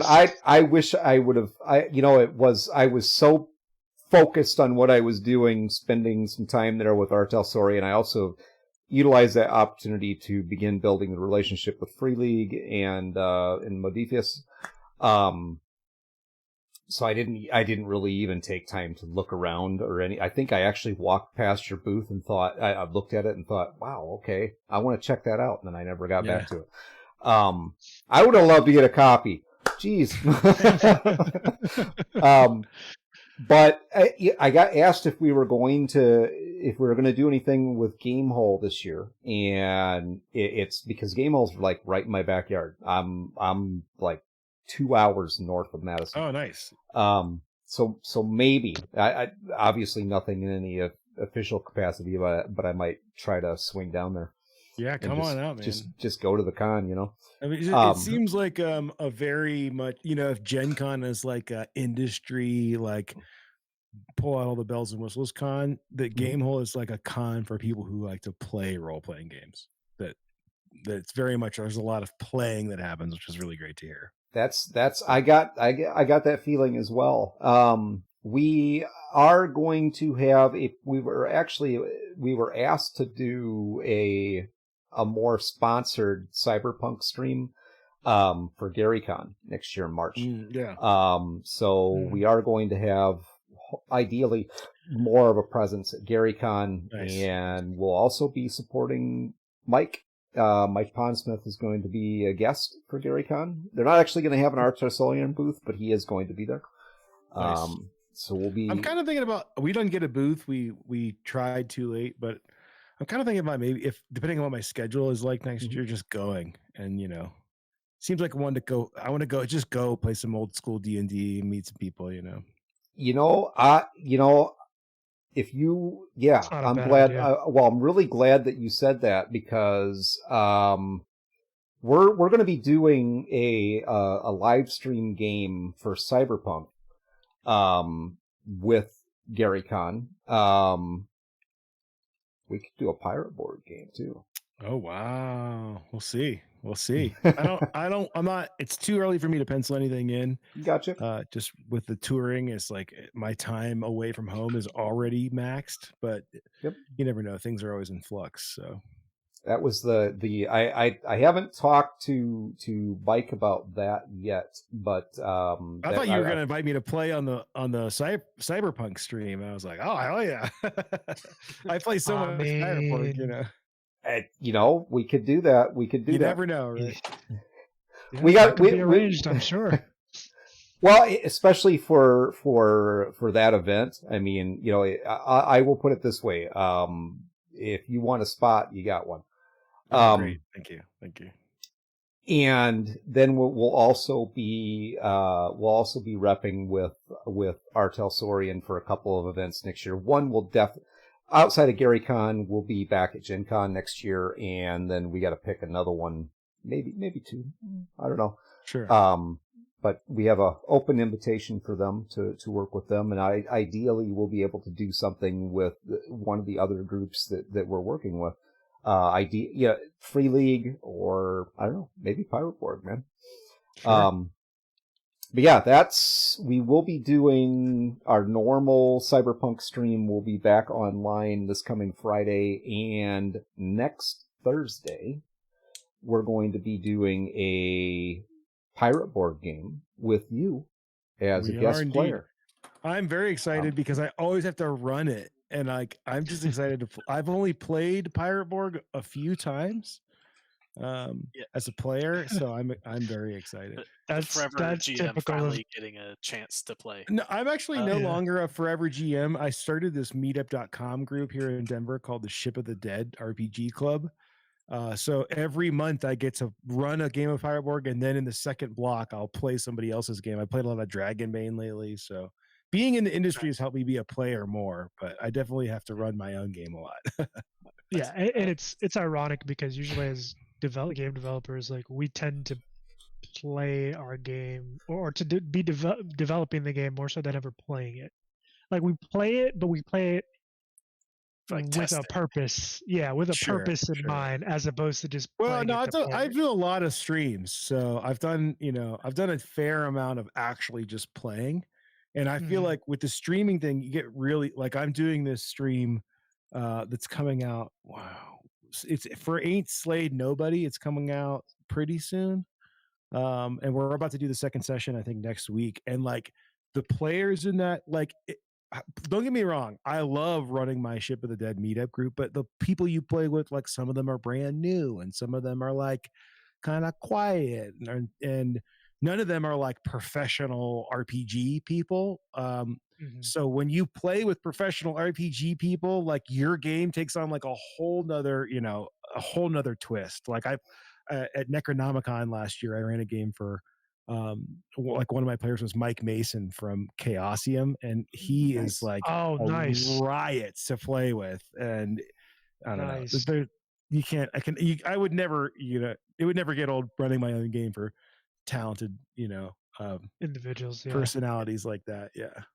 No, that's cool. I've actually been getting into Chaosium stuff quite a bit, watching a lot of kind of interviews with them. Yeah, he's like the director of game design or something there, and there are a bunch of Chaosium people in that group, but he, like him in particular, he was very much that, like I call him like a Pat Rothfuss. If you've ever watched Pat Rothfuss play, what's the D&D stream?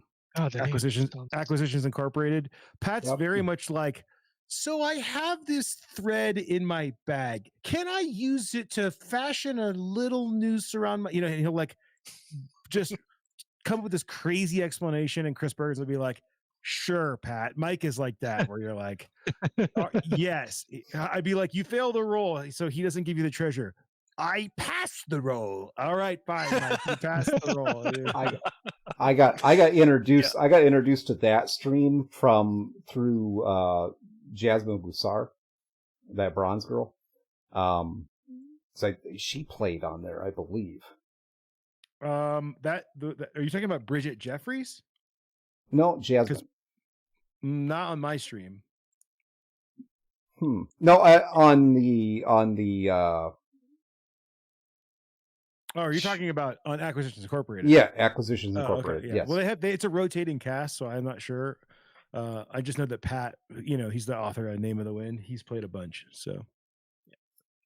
And one we last. Actually, have a question from the chat, real quick.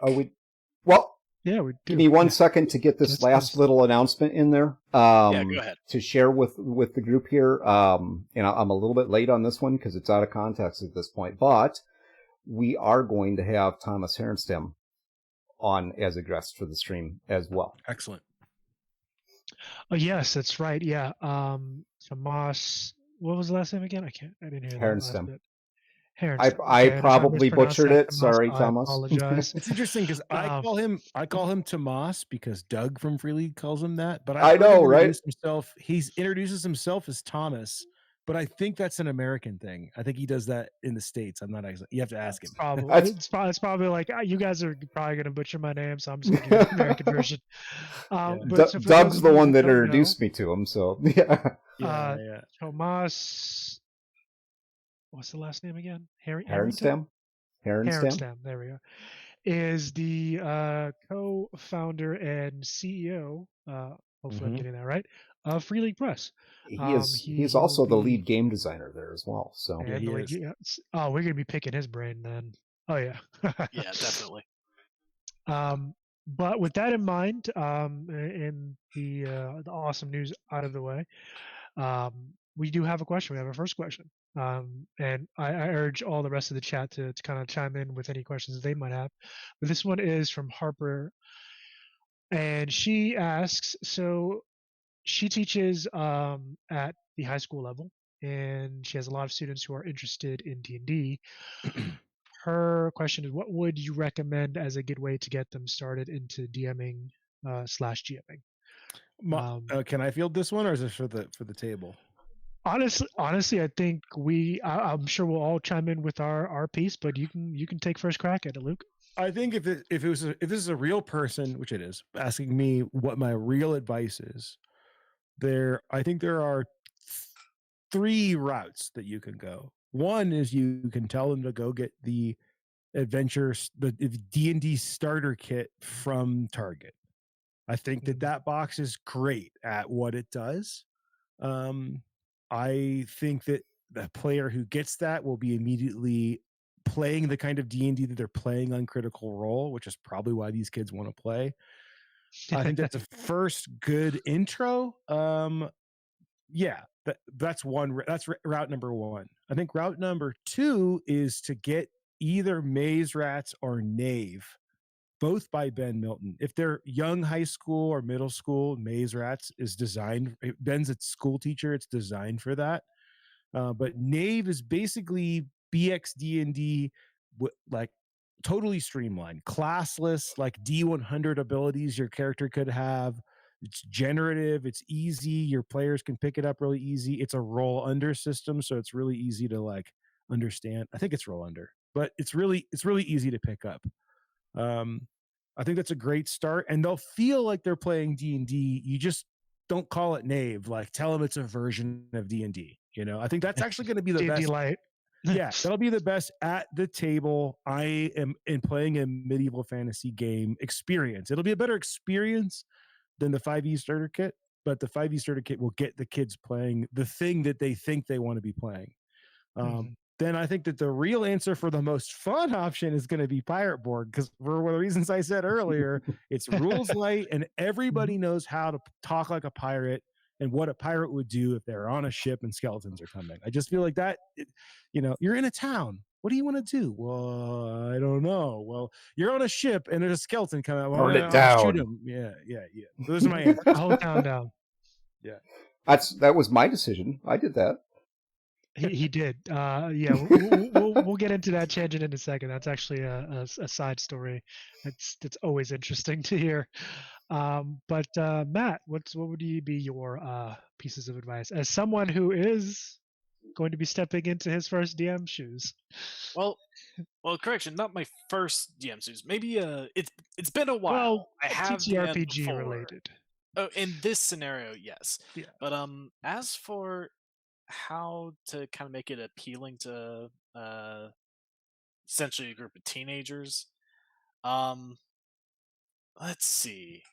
I would probably say it's like, do they enjoy playing one character? Well, maybe they could enjoy playing a bunch of characters, because that's essentially the DM, NPCing all the NPCs. You get to play a bunch of different characters, and you can do whatever you want with these characters. You could be the evil person, or you could be the ally to the group. You can be the person that is just a complete fool, then like somehow gets themselves killed just very comedically. Like, there's so much more freedom in what you can do as a GM compared to just a player. Not that there isn't freedom in being a player, but there's so much fun to be had, and as well as being the main driver behind the storytelling.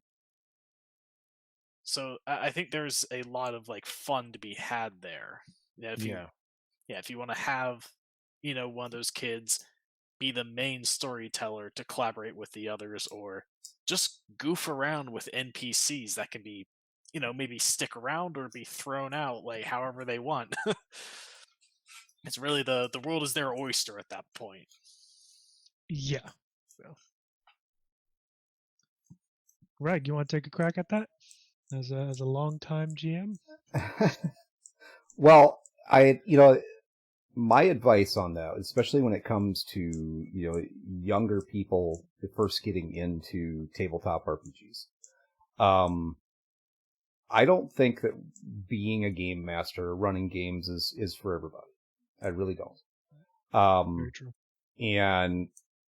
But for first getting into TTRPGs and actually learning that how to do that, or getting comfortable with it, I'll put it that way. Anybody can tell a story. It really just comes down to, most of us are just conditioned not to really do that. Our imagination's up here. It doesn't come out there, Mm-hmm. But I would definitely start them out with a rules light system.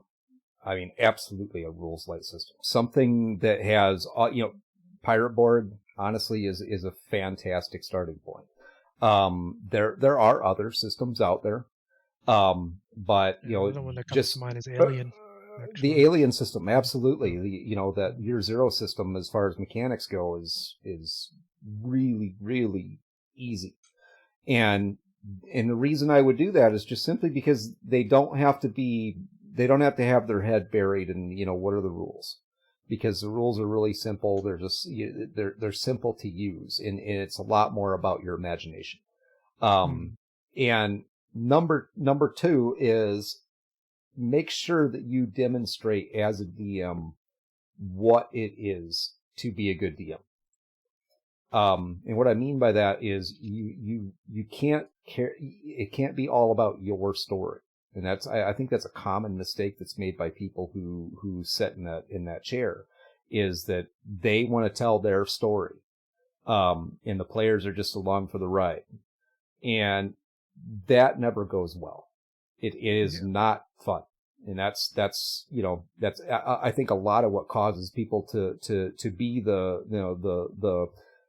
rules quoter is because they're, the players want to tell their story, and that's your responsibility as the person who is guiding this, is to give them the opportunity to do that and then mediate and make sure that, all of your players get that opportunity to tell their story, both individually and as a team.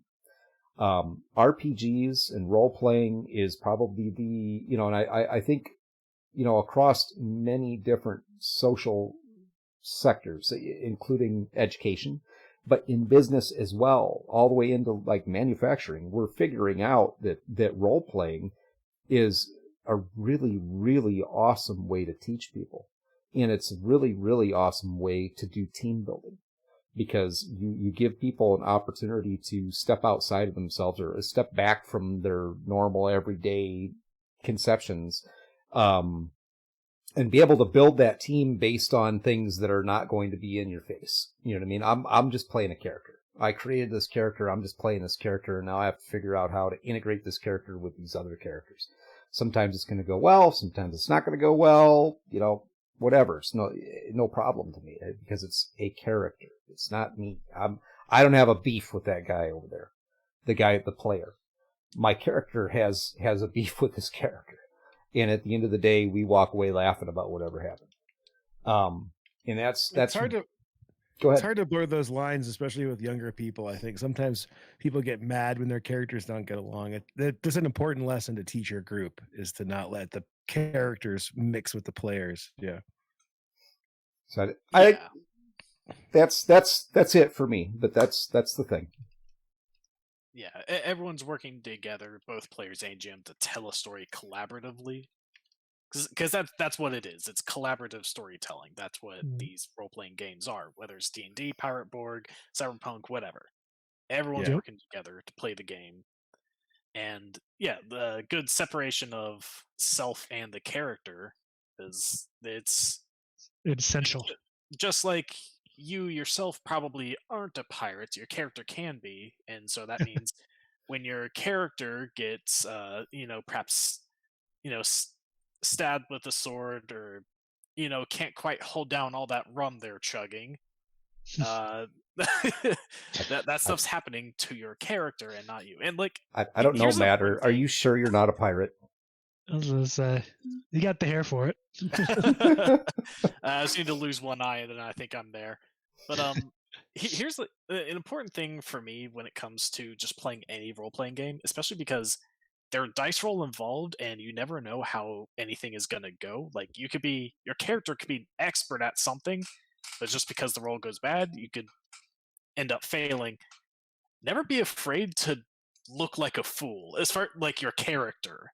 Mm-hmm. Like, if have something, like, yeah, if your character fails, learn to have fun with it. Maybe make it like comedic the way you play it out, or like it's just failure is going to be ingrained in part of the system, because that's, there's the dice rolling, and it's really just up to luck whether or not you succeed or something. So learn to take those hits on the chin and roll with it.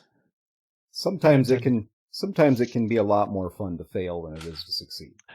It is. It really it is. Then that kind of correlation happens in life, and not to get too preachy, but yeah, I mean, you learn and you gain more experience from your failures, both at the table and in real life, I think, than you do from your successes. But my 2 cents on first time DMs, all of these guys have hit on very important and valid points. For me, it's don't worry about the rules so much. Learn what you need to learn rules wise about the players, meaning, we're using D&D as an example. Learn whatever classes they're playing, look at those, get an idea of how they work, and just really look at the rules for the particular session that you're doing. And don't be afraid of asking questions of your players, because some of them might know. And don't be afraid about making a call at the table, even if, rules as written, it's not the right call. You as the GM or DM, you have that ownership. You have that agency to make that call, to make sure that you're keeping the game flowing. Because you can always go back and be like, hey, look, that was a wrong call. Here's the way it's supposed to be. That's it. Or it could be a homebrew, like, you know what, I don't like that ruling. This is what we're doing at my table.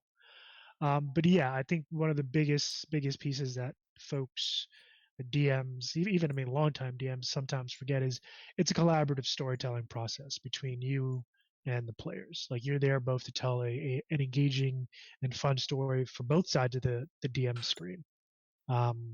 So keep that in mind. And at the end of the day, have fun. Like, really have fun with it, because there's so many things that can potentially like make it seem more like work, like a chore in some cases. But have fun with it. Burn the city down.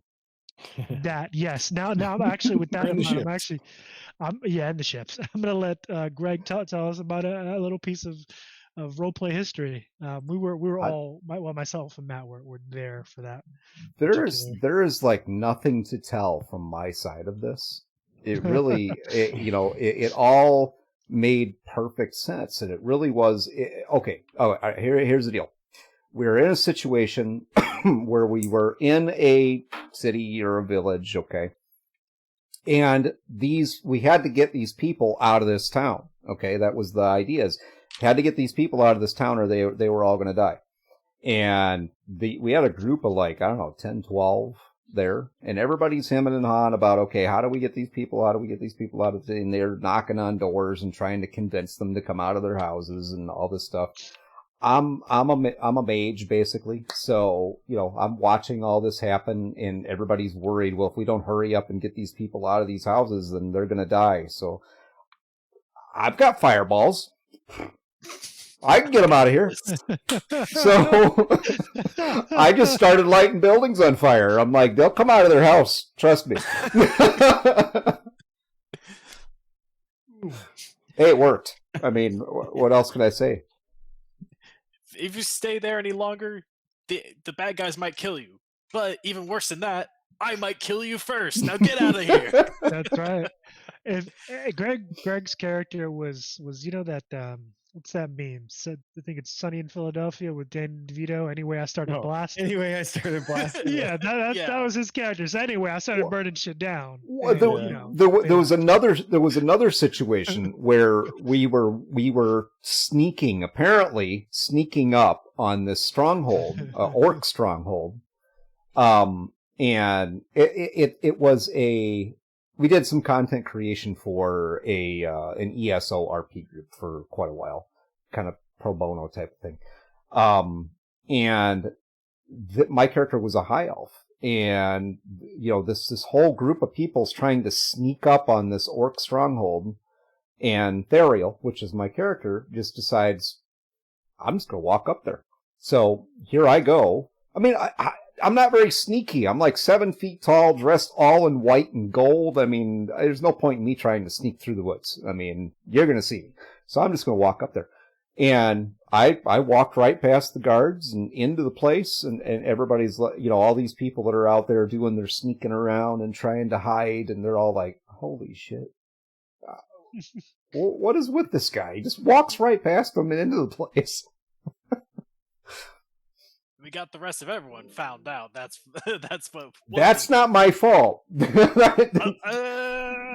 guys did that on your own. I might press X to doubt on that one. just because I can walk through the doors doesn't mean you guys should try it too. I mean, that's like jumping off the bridge, the proverbial thing. Don't follow the monkey. Let him do it. So any other questions from our chat before we kind of continue on? Yeah. Actually, there's one thing that I kind of want to bring up, because I almost forgot about this until we talked a bit about the art, and because I remember when I was looking through your core rulebook, and obviously the art is very important to your rule books or your adventure books, because that's essentially your first impression you give people. You gotta drag them in with that so they're interested and they'll actually look at the thing. And the art is fucking amazing. Yeah, the art is very striking in it. Naturally, I can see not one artist worked on that. You have several different artists that did several different pages in there, but there's one in particular that was very striking. That's a perception. Yeah, the Pirate Borg. No, I did all the art. You did the art? Yeah. Really? So there's some art that's public domain, but that's all that art is kind of obvious. If it's like etchings or like an old oil painting, it's public domain. Okay, because I was actually wondering about this, because there's in certain pages there's art that's very striking to me that reminds me of a game I played called Darkest Dungeon. Yeah. I wanted to ask about that because it's so very similar that I was like, did he get art from this? To great artists borrow, good artists borrow, great artists steal, right? I mean, I didn't steal anything, but okay, so you emulated his style. Chris Barassa, the art director and lead designer at Red Hook, is my biggest influence for sure, hands down. Okay, because you did such a great recreation of it that I could have sworn that you got him to do art for that. No, I actually feel like his art style is pretty easy to replicate, because it's very like Mike Mignola block ink, like a pooling black style. So where a lot of things where you would have to put detail, you could just put black. It's true. Yeah. That is very much on purpose. I love his art. I hope he's not offended by me copying his style too much. I'm just obsessed with Darkest Dungeon's art, and I want to live there. Actually, can I show you something I'm working on? Yeah, by all means. Darkest Dungeon is a fantastic game for anyone. So my latest Patreon poll, I think the third, I have people submit things they want me to work on, and then they can all vote on them. And the third highest item was can you show the Pirate Borg book to the stream? The third highest rated item was Darkest Dungeon style Hamlet kit for a pirate town. Ooh. I'll wait till it comes on the stream before I kick it over. So I've just finished this today. This is the first spread from my new book, The Dark Caribbean. And there's going to be 5 of these, one for each major faction. Of course, the first one I did is pirates, but it literally is like if Darkest Dungeon was in the Dark Caribbean instead of its setting, this would be like the hometown, Okay, I just think it's funny that you asked that. Yeah, because I recognize that style, and I didn't realize that you had done it yourself because it's such a faithful recreation of that style. Yeah, I thought it was him. That it's like, oh, he got him to do some work for this. Wow. Well, I mean, I would. he did say that quite a few times. I would love like, that. I actually legitimately did thought try to that. get Wayne June to read some stuff for me. He's the narrator for Darkest Dungeon. Ooh, that was And good. he didn't see my tweet for forever. And then when he replied, he was very apologetic. And then I was like, no, I still want to hire you. And he still hasn't replied to that one. So I think he needs to take his foot over it. And his website's down. Like I'm trying. Wayne June, if you're listening, please let me hire you. Yeah, but that guy has an amazing voice. He's the guy. Oh, hold on. I have a voice thing. He's like, oh yeah, he definitely has the narration. What's that one line? There's one that I really like. Oh man, I haven't been playing overconfidence one. Oh, overconfidence is no. There's one that's like, oh, I can't remember. There's this one line. Did you get me up on the stream there? Okay, check this out. Here, I'll show you. InDesign. Here we go. So this is a pirate port generator. Like, let's say they go to a port that's not a major one. I'll zoom in here. Like, these are all buildings, and on the Patreon, these are all assets that you can drag onto a blank map and build your own little pirate town. Oh, okay, I like that. But you can tell it's very, very much Darkest Dungeon style. Yeah, just the way the buildings look, the art style, it does look like you could plop it straight into one of their games, and it wouldn't look all that out of place. I feel like if the Dark Caribbean book does really, really well, I'm gonna be like, yo, Red Hook, screw Darkest Dungeon 3, let's make the Darkest Caribbean, you know? No, that would be dope. That's my dream timeline, is that they make that's their next project is the Darkest Caribbean with me as like a consultant. That would be like amazing. I want to know. I want to find this. I know I'm like wasting too much time finding this line, but there's one line that I like say it to my wife. It's like so stupid. I mean, that game has so many just like amazing lines in it that just hit. Very, very memorable lines. I mean, it's just a memorable game. I mean, even though every playthrough is going to be, drastically different than the last, like the whole premise of it is just, it sticks with you. I mean, my elevator pitch when people come to the booth and they want to know what Pirate Borg is, I say you have to know the references, but I say it's either Pirates of the Caribbean meets Army of Darkness, or it's Sea of Thieves meets Darkest Dungeon. I know both of those. and Army of Darkness is absolutely one of my favorites. Oh, here it is. Okay, ready? In time, you will know the tragic extent of my failings. Oh, yeah. Okay, I know that one. Or is this better? In time. No, that's too deep. So, yeah, Darkest Dungeon, big fan. I'm terrible at the game. I've got my first squad at level 6, but I'm afraid to go to the Darkest Dungeon. I feel that. It's like, I don't want my people to die. I love these guys. Yeah, and as you can imagine, I play in the Cove a lot because it's very Pirate Borgy. Oh yeah. There's even pirate crew there, Yeah, I could see that in a lot of like the monster designs in your yeah. Oh yeah. I was like, that looks straight out of Darkest Dungeon. Oh yeah, it's like I'm not even hiding from it. Yes, it is 100% inspired by Darkest Dungeon. I hope it's an homage. I hope that no one is offended by that. I love that game. It only comes from a place of pure not desire to copy, but desire to like be. I just want to be invited to the party. Yeah, no, trust me, I'm sure they probably appreciate it. Yeah, I would. It's as they say, imitation is the greatest form of flattery. Well, I did actually, and you reminded me now, I did actually share a bunch of my monster designs on their subreddit, and Chris commented on it. And he doesn't comment very often in there, so I wear that as a badge of honor. Nice. Yeah, but then when I try to get his address to send him a copy, I never heard back. So, Chris, if you're listening, hit me up. I'll send you a copy of the book. But I think that is it. Not to cut anything too short. Again, I'm gonna leave the door open for a few minutes to see if our audience has any last minute questions for Luke.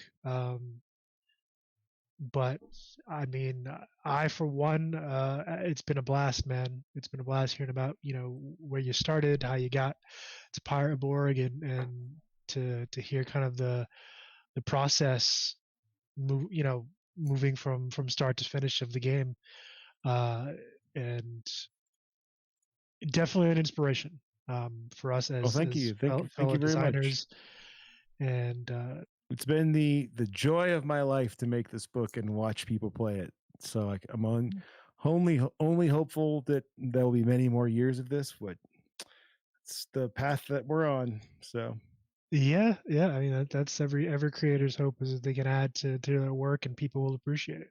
But I think it's safe to say that people definitely appreciate Pirate Borg. It's really good. It's really good. I mean, thank you. Across the board. Apparently Harper is going to be picking up Pirate Borg, so there you go. Absolutely. There, as a matter of fact, there is a link that is in the chat where you can pick it up. If you scroll up in there, there's a link directly to Limithron's storefront. Yeah, you can get it from my Limithron.com or PirateBorg.com. You can also get it from Free League, and you can also get it at your friendly local retailer. I will point out that if you get it on Amazon, it's the worst scenario for everybody who made the book, but that is also an option. I feel like that's a common story we've been hearing. I mean, honestly, I had a big well, it's neither here nor there. Gotcha.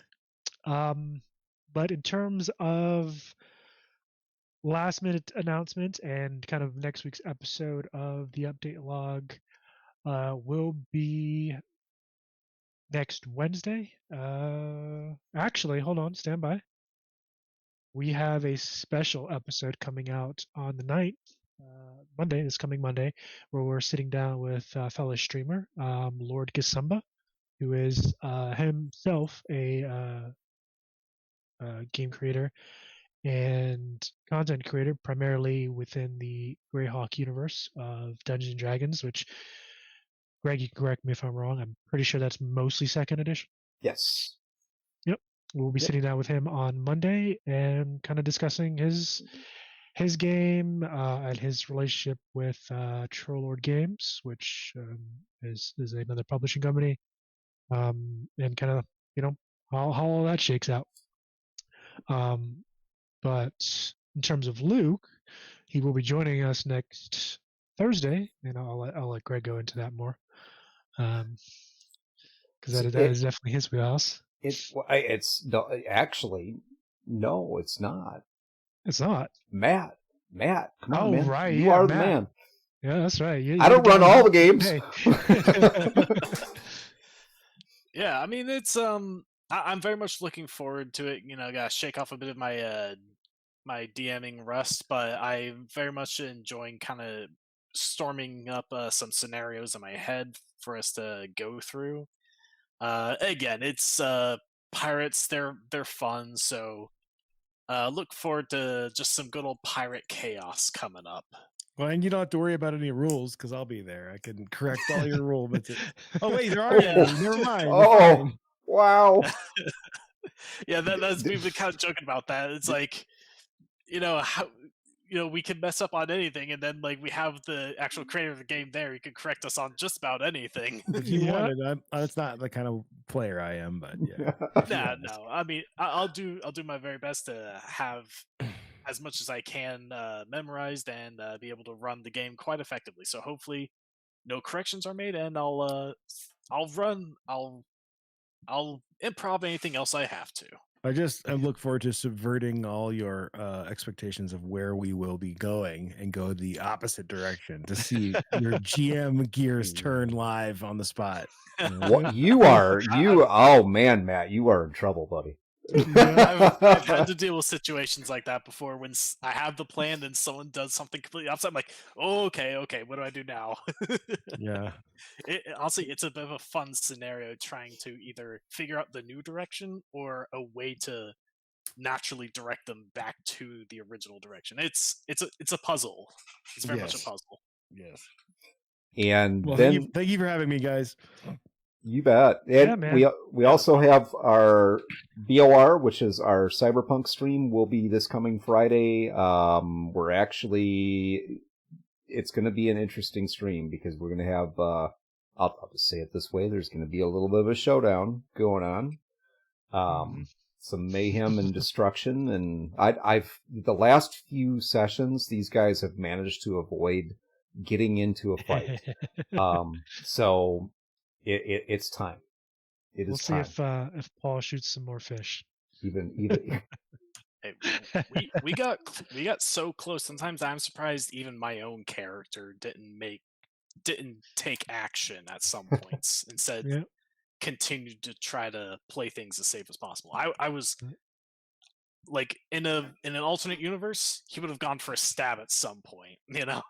Probably. It's very close. And then later this month, we will also be starting our Alien story, which that'll be a very interesting storyline for everybody. It is going to be very story intense, and really kind of going along with the Mutant Zero system and how that all works. So only going to be rolling stuff when it's important, and otherwise it will be story based. I'm excited. I am too, man. Yeah. Alien is just one of those things that's been out there for me for a long time, and I am really looking forward to kind of getting into that darkness.